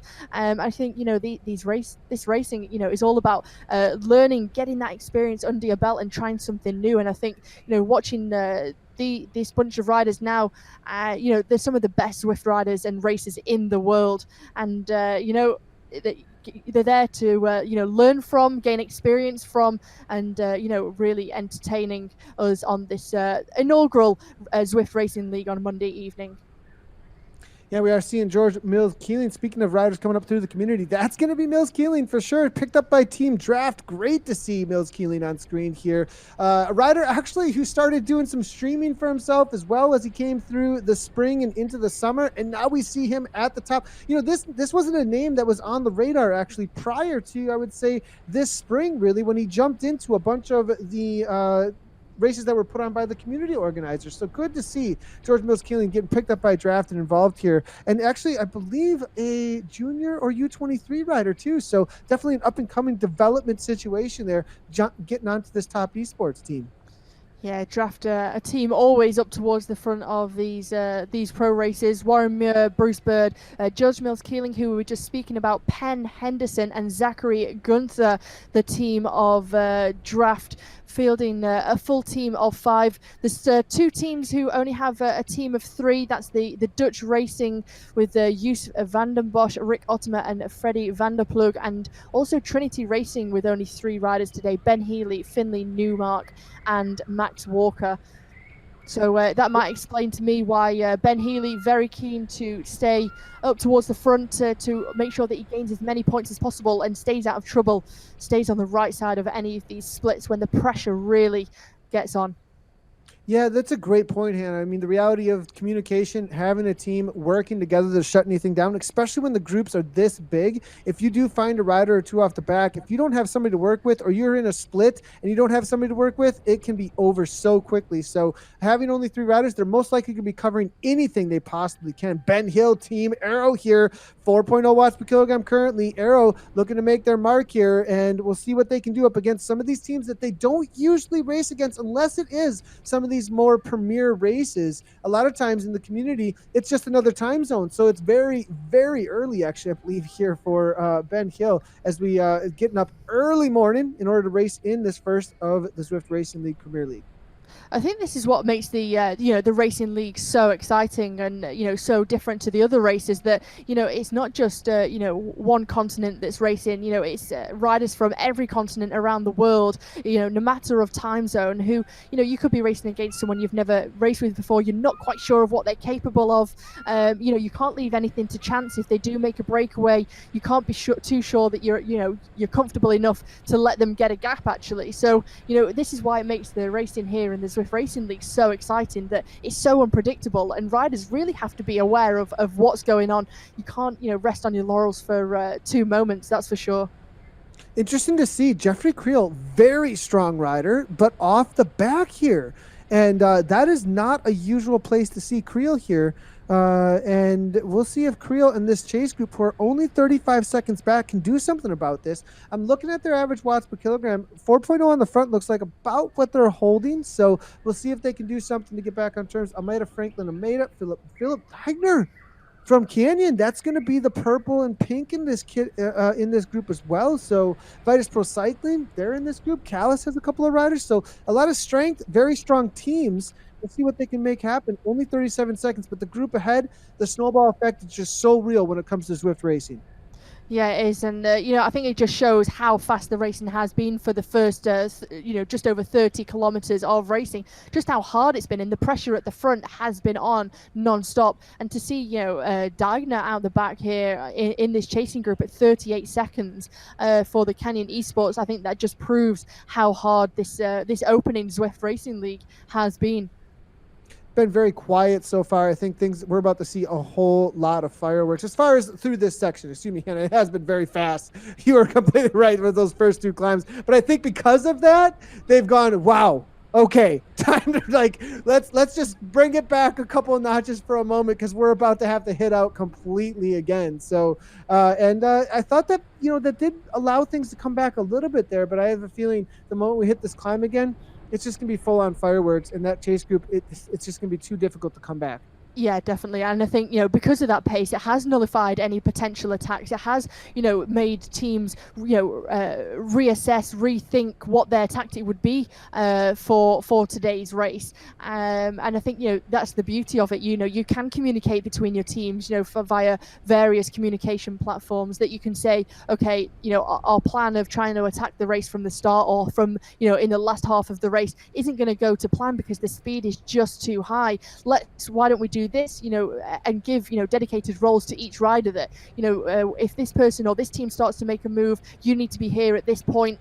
Maybe they just say, we're not bothered about taking maximum points in any of the intermediates, but actually let's score consistently and get our team, up on that leaderboard, score the points, and, let's try and go for that overall team victory at the end of the night.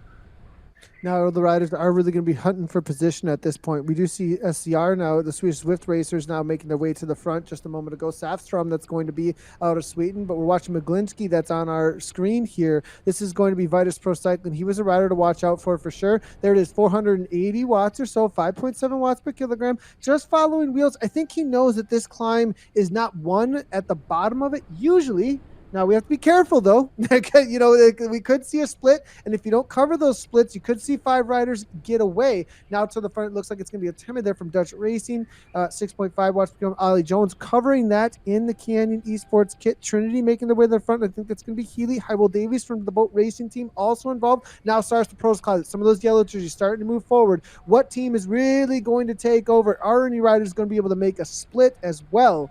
And interesting to see the current situation on the right-hand side for the watts per kilogram. Healy now again 6.5. The early aggressor on the second climb of the day on the Watopia forward, now making his way to the front. Yeah, Mikey Mottram up towards the front, teammate of Chris McGlinchey. Healy never far from the front as well, but McGlinchey just starting in the picture in the bottom left of your screen, just starting to pull a few grimaces there. And you can see, his heart rate, 181 beats per minute, so you can just see the effort on this climb.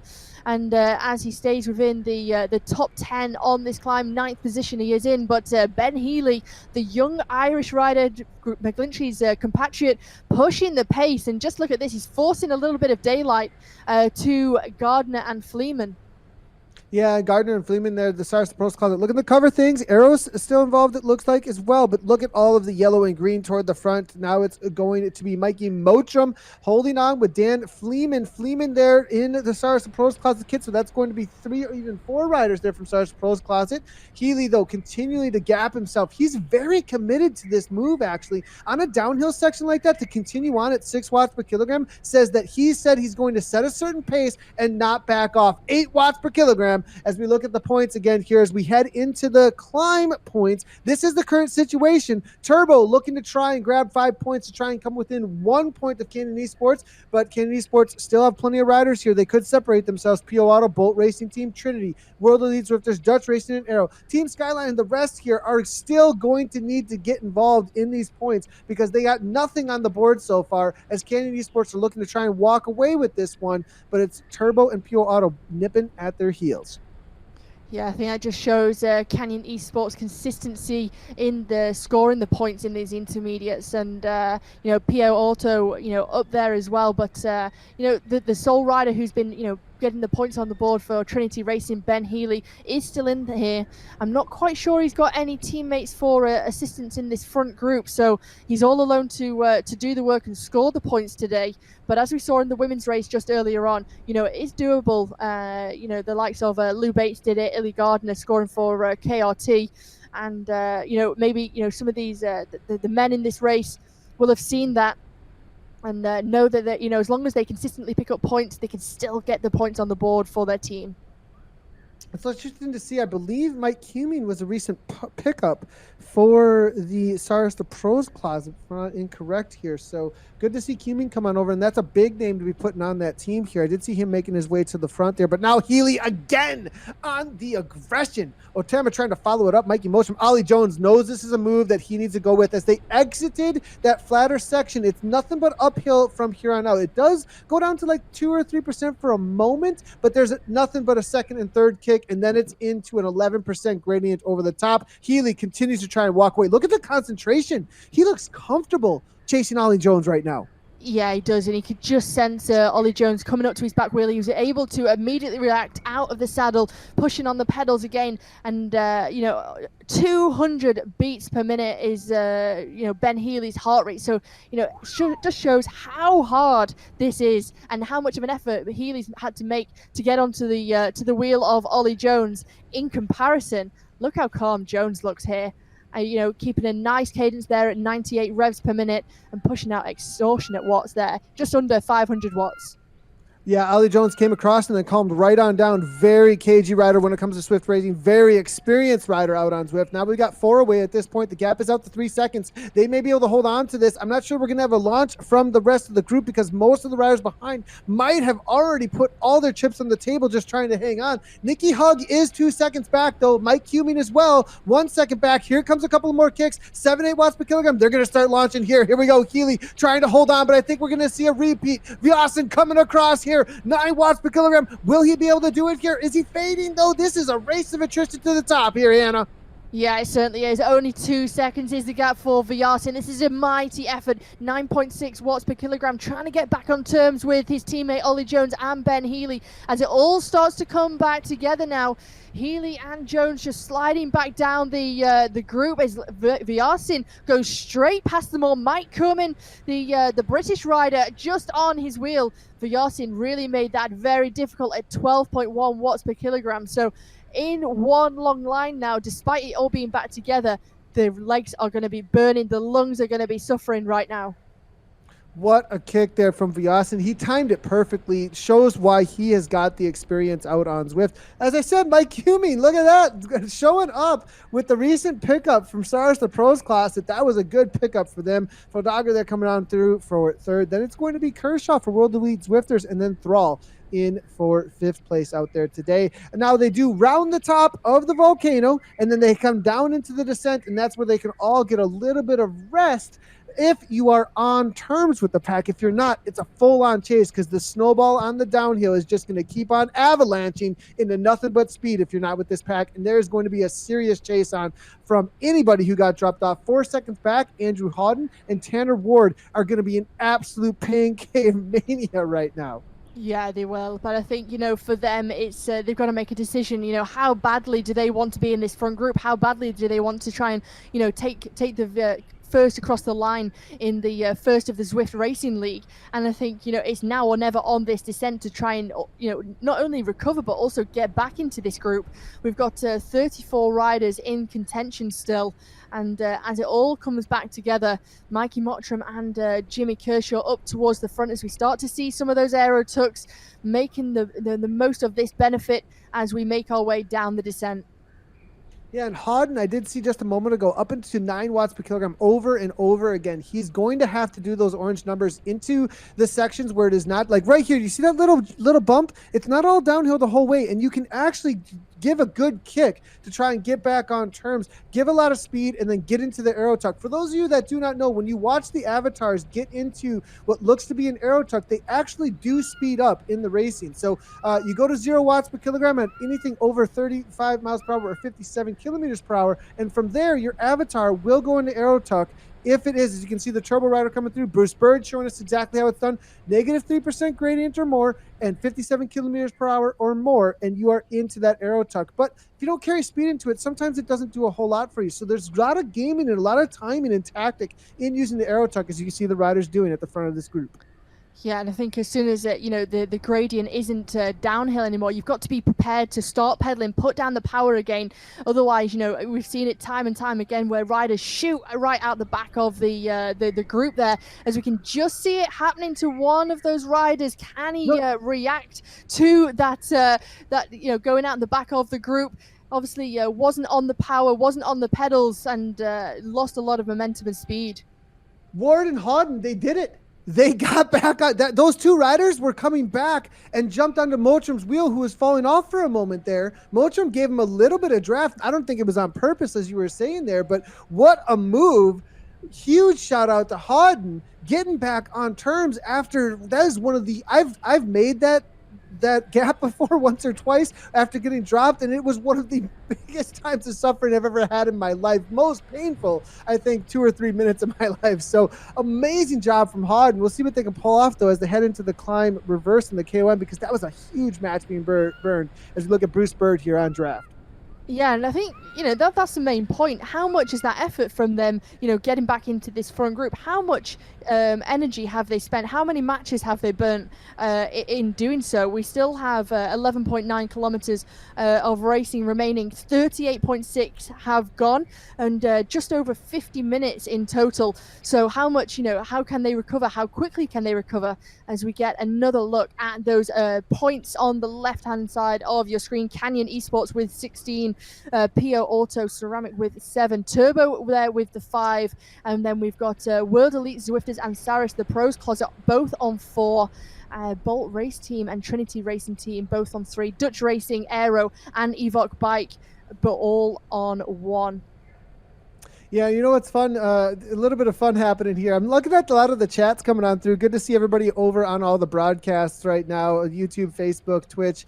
And it's really great to see, even in, when you get in amongst the peloton, you can have these teams like a little bit of smack talk here and there, and now we're even starting to see it in chat right now as I'm seeing some chat coming through about what team is going to take down what team, who's going to win out here today, and we're starting to get these fan followings. Amazing to see. And now as we do see Dempster at 129 beats per minute, Saris here have shown up. Amazing recovery here coming from Gavin Dempster. We said he might be one out to win. A lot of fans, I believe, out there for Saris the Pros Closet, very well-known team out on Zwift.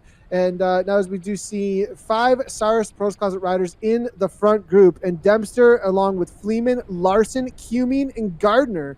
Those are the ones to be watching out for, as we saw Mike Cuming show his worth. And they're very well organized, Hannah, and perhaps they're working for each rider to take the most points that they can at each section that they think they're qualified for, because they've all kind of been involved as we have an attack off the front. Yeah, and I think, don't do too much work throughout the whole race. Kind of spread the workload evenly. This is a team event. This is a team standings, and at the end of it, there's going to be no individual winner. It's all about the team, and I think that's the most important aspect, that this team have come together. Headed up by Dan Fleeman, a former World Tour professional on the road, and I think he's really come in with a game plan of what they all should do. Mike Cumming as well, another promising talent from the UK, has raced all over the world. I think that they're racing very, very smart, not doing any work when they don't need to, but making it count at those points when it does, with 9.7 kilometers remaining. One of the only teams with 5 in this front group. But now another team, though, that has been showing their worth so far and have been taking down lots of points, currently in the lead. Ollie Jones is off the front. This is not a rider you want to just let go. He can hold a crazy almost 400. I think I saw him in some sort of a power test with an extended effort over 400 watts. This man can hammer. Watch out for Jones. Look at the concentration.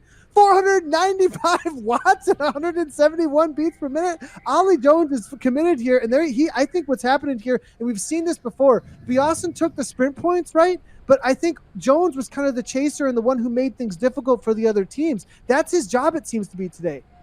Yeah, definitely. To kind of take everyone by surprise, hit everyone at the right time when everyone's legs, and lungs are burning, trying to open up this gap. But, who is the rider behind who's actually going to force the chase here? Who has got the energy left? Well, in my opinion, it should be the team, headed up by Dan Fleeman, the likes of Matt Gardner, Mike Cumming, who need to be the team chasing this one back to Ollie Jones.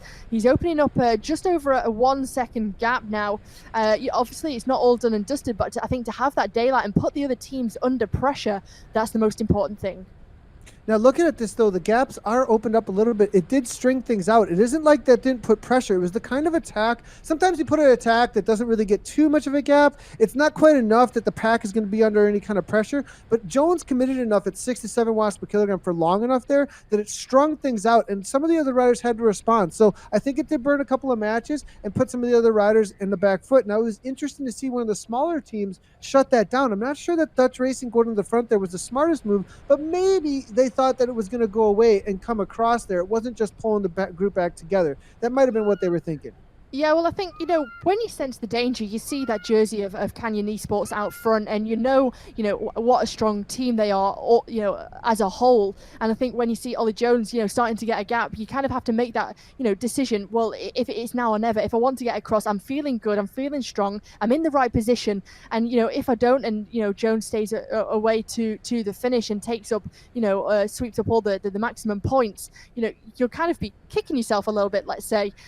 So I think for Van den Bosch, for the Dutch racing team, they've only got 3 riders in the race today, so they've got to make every move count. And I think, you've got to pick your move selectively. I think that's what Dutch Racing have done. It's come to nothing, but he has time now to rest, recover for the final 7.6 kilometers.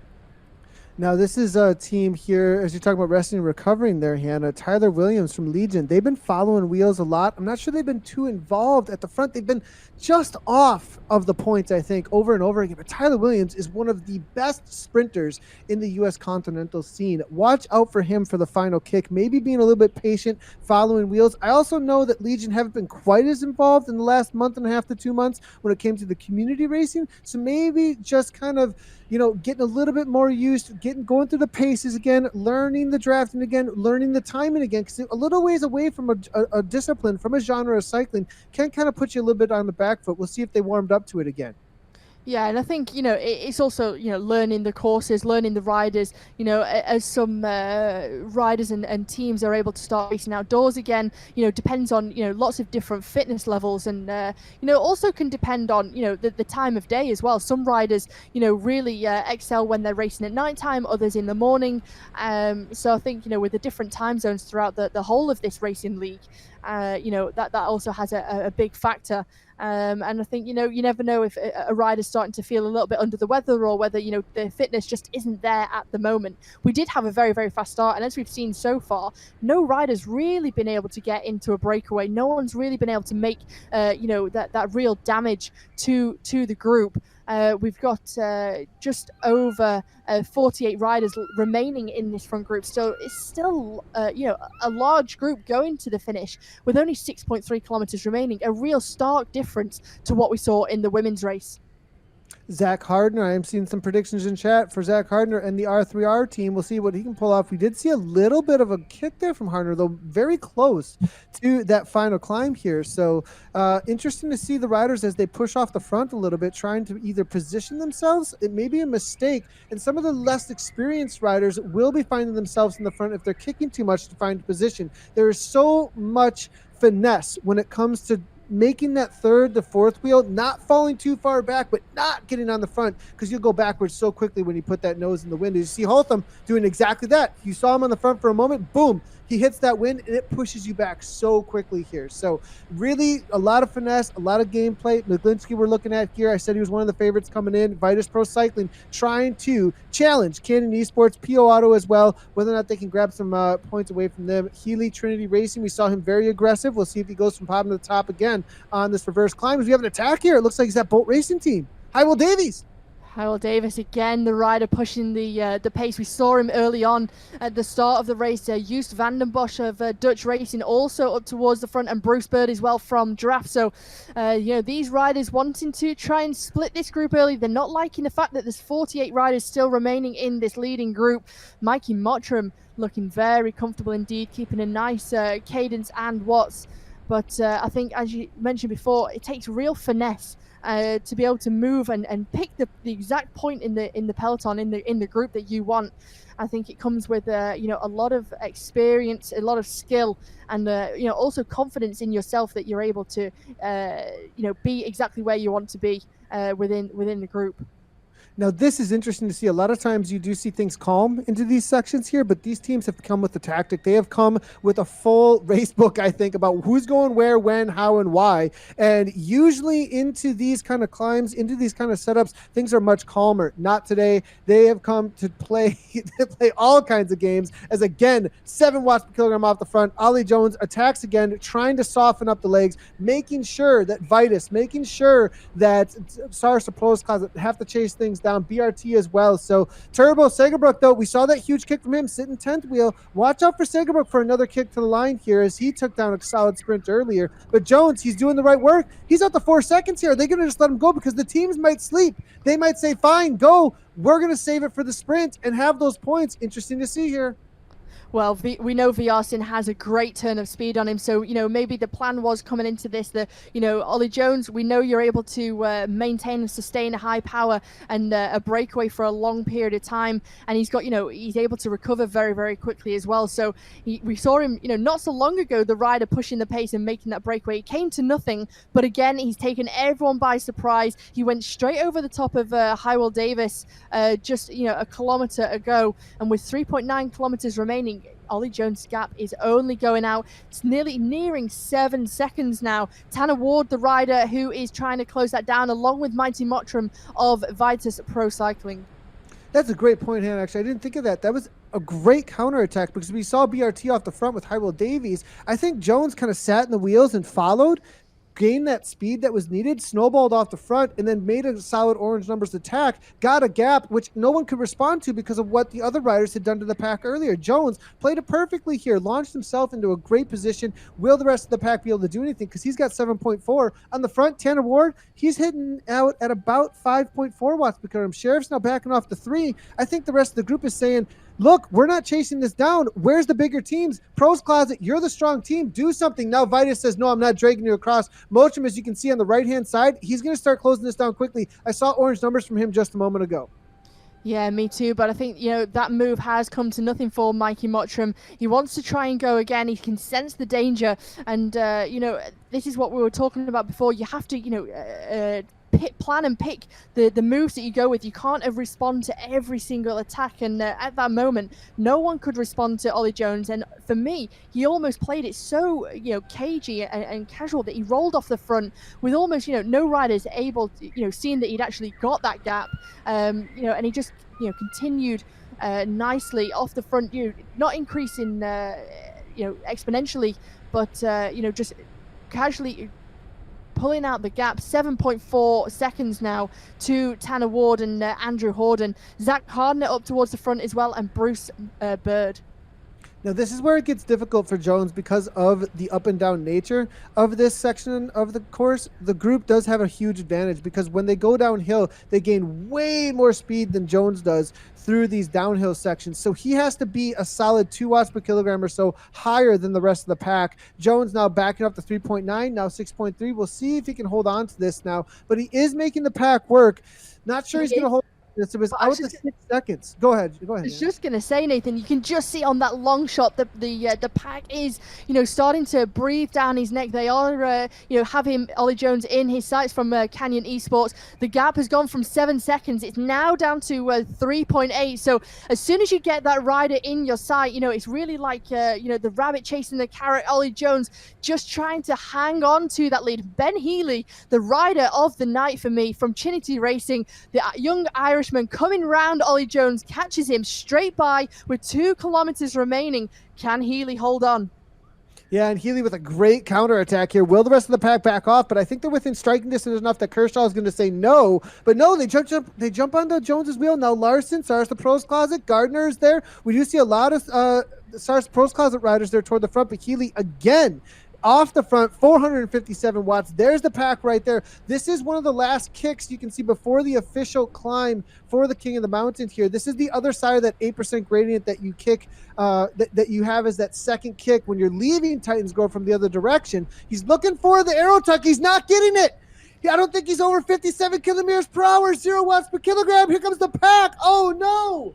This is devastating for Ben Healy. I'm not sure if he's had a technical problem there. You just saw him, throw up his hands looking with disappointment. I think Ben Healy's got a mechanical problem there. A real shame for the young Irish rider. But, the race goes on. Matt Brook towards the front now. Zach Harner, Mikey Mottram as well, all in contention. So now it's status quo. Everyone's back together. We have this group. It's still very, very big. Around 48 riders, 44 riders in this front group. So Ben Healy 3 seconds behind now with 1 kilometer to go. It's all over for the Irishman. I think it is. It's too late to come back on terms with that kind of a situation here. And there's flat tires in Zwift. Show up with the equipment. The equipment's got to connect. And now Hunter, though, to the front here. Ostrom now 10 watts per kilogram. Very early attacks. We're into the last 700 meters here. Hannah, will Sars the Pros Closet be able to pull it off? Yeah, well, Dan Fleeman up towards the front there. Spencer Segerbrook, who we saw had a fantastic turn of speed in one of the early intermediate sprints. He's been very, very quiet, but what can he do in this final one? This is the final opportunity to post some points on the leaderboard for your team. This is a team race, team classification. Are some teams going to try and swamp the finish line and take as many points as possible? 400, just over 400 meters remaining, but it's Zach Harner going towards the front with Harley Moore. Ollie Jones has been able to recover nicely and get back towards the front, Nathan. 300 meters to go. Now Vidar Mayo, the Norway national champion, takes over with an aero power-up, but here comes Stars, the pros closet. I think it's going to be Ryan Larson. 200 meters to go. Takes over at the front. That's way too early. Here comes his teammate. It's going to be Cumming trying to make a show with 100 meters to go. P.O. Auto at the front. Thrall takes over. Cumming trying to hang on for third place, though. But no, it's going to be Folger. Folger, I believe it's P.O. Auto. Folger takes it down with Thrall and Cumming. That is unofficial. Cumming tried to hold on, but he hit the front too early. It goes to show timing is everything in Zwift racing as they came across the line there, because the watts per kilogram are not always pure watts per kilogram that win. Really slingshotting off of the right wheel, right time, knowing who to follow, and that looks like exactly what happened as Cumming faded backwards. Lots of work put in it there by Stars to Pros Closet, but it looks like they came up a little bit short on the win. Yeah, they did. You know, Larson was also up there with Mike Cumming, but they went so early. It was almost like they realized they'd gone too early, backed off a little bit, but by that point, the sprint had already started to open up. So instead of maintaining that effort, just really lost terms there. For Yasin of Canyon Esports, just coming in for, it looked around 5th or 6th place. So in the end, not a great finish for Canyon Esports, but I think Foldaga, a fantastic job there. We saw him score in some of the earlier intermediates and looked like he took a clear victory there in round 1 of the Zwift Racing League. Now, again, it is about consistency, though. So we could see a top spot still for some of these other teams that are a little further back when it came to the race across the line, as it is a team's points race. But again, Ben Healy, most aggressive rider, hitting out very early. But the reality is, couldn't get to the line when it came to the finish line there. Great attack from him, but sorry, it's too bad to see a mechanical issue at the end there. But it looks like we got some replays coming up here for the finish. And it looks like it was going to be Cumming, as we did see him lead things out, but no, across the line, Folger, Thrall, and then Stars Pros Closet for third. And then Arrow coming across the line, it looks like, I believe, with Ben Hill. So we'll have to wait and see what the official is, though, across the line for the results. I think really right there, P.O. Auto taking it down, I think, pretty decisively across the line, as Folger with that new kit and game with Ceramic Speed, P.O. Auto.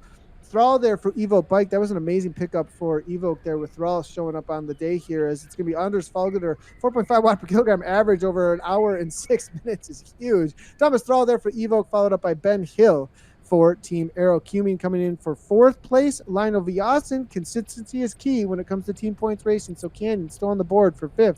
Ryan Larson there for 6th. Olaf Ostrom for 7th. Vidar Mail for Callis Esports, and then Tyler Williams getting involved for Legion. Christopher Maglinski coming through for 10th, keeping Vitus on the board.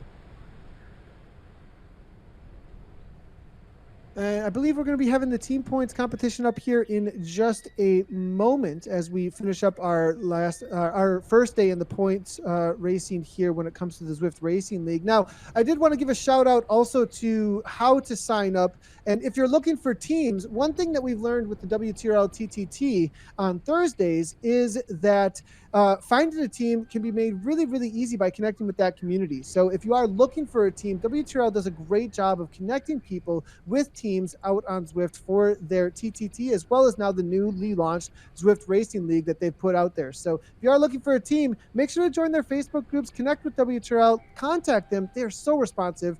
They're going to hate me a little bit for telling them to give them any more emails, but if you're looking for a team, they're going to definitely help you out. But it looks like we're going to be looking at points here, Hannah, in just a second. Yeah, I think it's just worth noting when you see the average watts per kilogram, it doesn't necessarily mean that if you post the highest that you will take the victory. As we see the team points on the night, just how close that was. Canyon Esports with 77, Saris and the Pros Closet with 76, P.O. Auto Ceramic Speed with 67, Team Swedish Swifters back in 58 points, Aero posting 41 points, Evoque Bike with 36, Draft Down with 24, Legion of Los Angeles, great to see them in the top 10 with 22 points, and Vitus Pro Cycling, powered by Brother, with 21. So despite all the work they did with McGlinchey and Mottram, rounding out the top 10. Yeah, and consistency was key, as we have been saying. And again, we want to highlight the way that the league is going to be playing out there. Canadian Esports will get 20 points toward their league. Then Cyrus will get 19, and so on and so forth throughout the league. So throughout the points for the day. So they aren't walking away with all of those points on the day. They'll walk away with winning today with 20 points. And now everybody, just so everybody knows, with the racing, it is going to be points racing, followed up by TTTs. They'll be going on and off each and every week. So we'll be swapping to a TTT next week in the Premier League here, but we'll also be having tomorrow another points race in the Community League and then swapping to a TTT the following week. So the same racing that you're seeing here on the Premier, we'll see the next day on the Community Racing. But TTTs, there is a reality of a lot of different talents that can be shown off when it comes to having these two different kinds of race formats, Hannah. Yeah, definitely. And don't forget to join us on Friday for the World of Zwift presented by OJ Borg. We'll be talking about everything that happened tonight, also, in the community racing leagues as well, and everything else that's going on Zwift. So be sure to join us on Friday for that. It will be a great show. It'll be the first one of the season. Yeah, and if you're looking for more racing to watch, you can always catch all the community racing on Zwift Community Live. We'll be covering the Australia, the European, as well as the Americas racing with myself, Dave Toll, and some other talents that are coming from all of those other parts of the world. Really great to have. So catch up on all that. All of our replays, if you're just tuning in, will be available on Zwift Live as well as Zwift Community Live with the community. So make sure to follow all of those places. Thanks, everybody, for joining us for the first of the Zwift Racing League Premier races. Hannah, this has been absolutely awesome to watch. Really excited for everything's to come here. Yeah, me too. It's been a brilliant opening of the Zwift Racing League. I've thoroughly enjoyed it. We've had some fantastic racing from the riders and the teams. Unfortunate for Ben Healy there in the finale, but I think he'll be back for more next week, and I'm looking forward to it. It's the first of 8 weeks. Yeah, and we'll see y'all next week on the Premier League for the TTT. Catch you tomorrow for the community racing. I'm Nathan Guys, Hannah Walker here on Zwift Live. As always, everybody, ride on.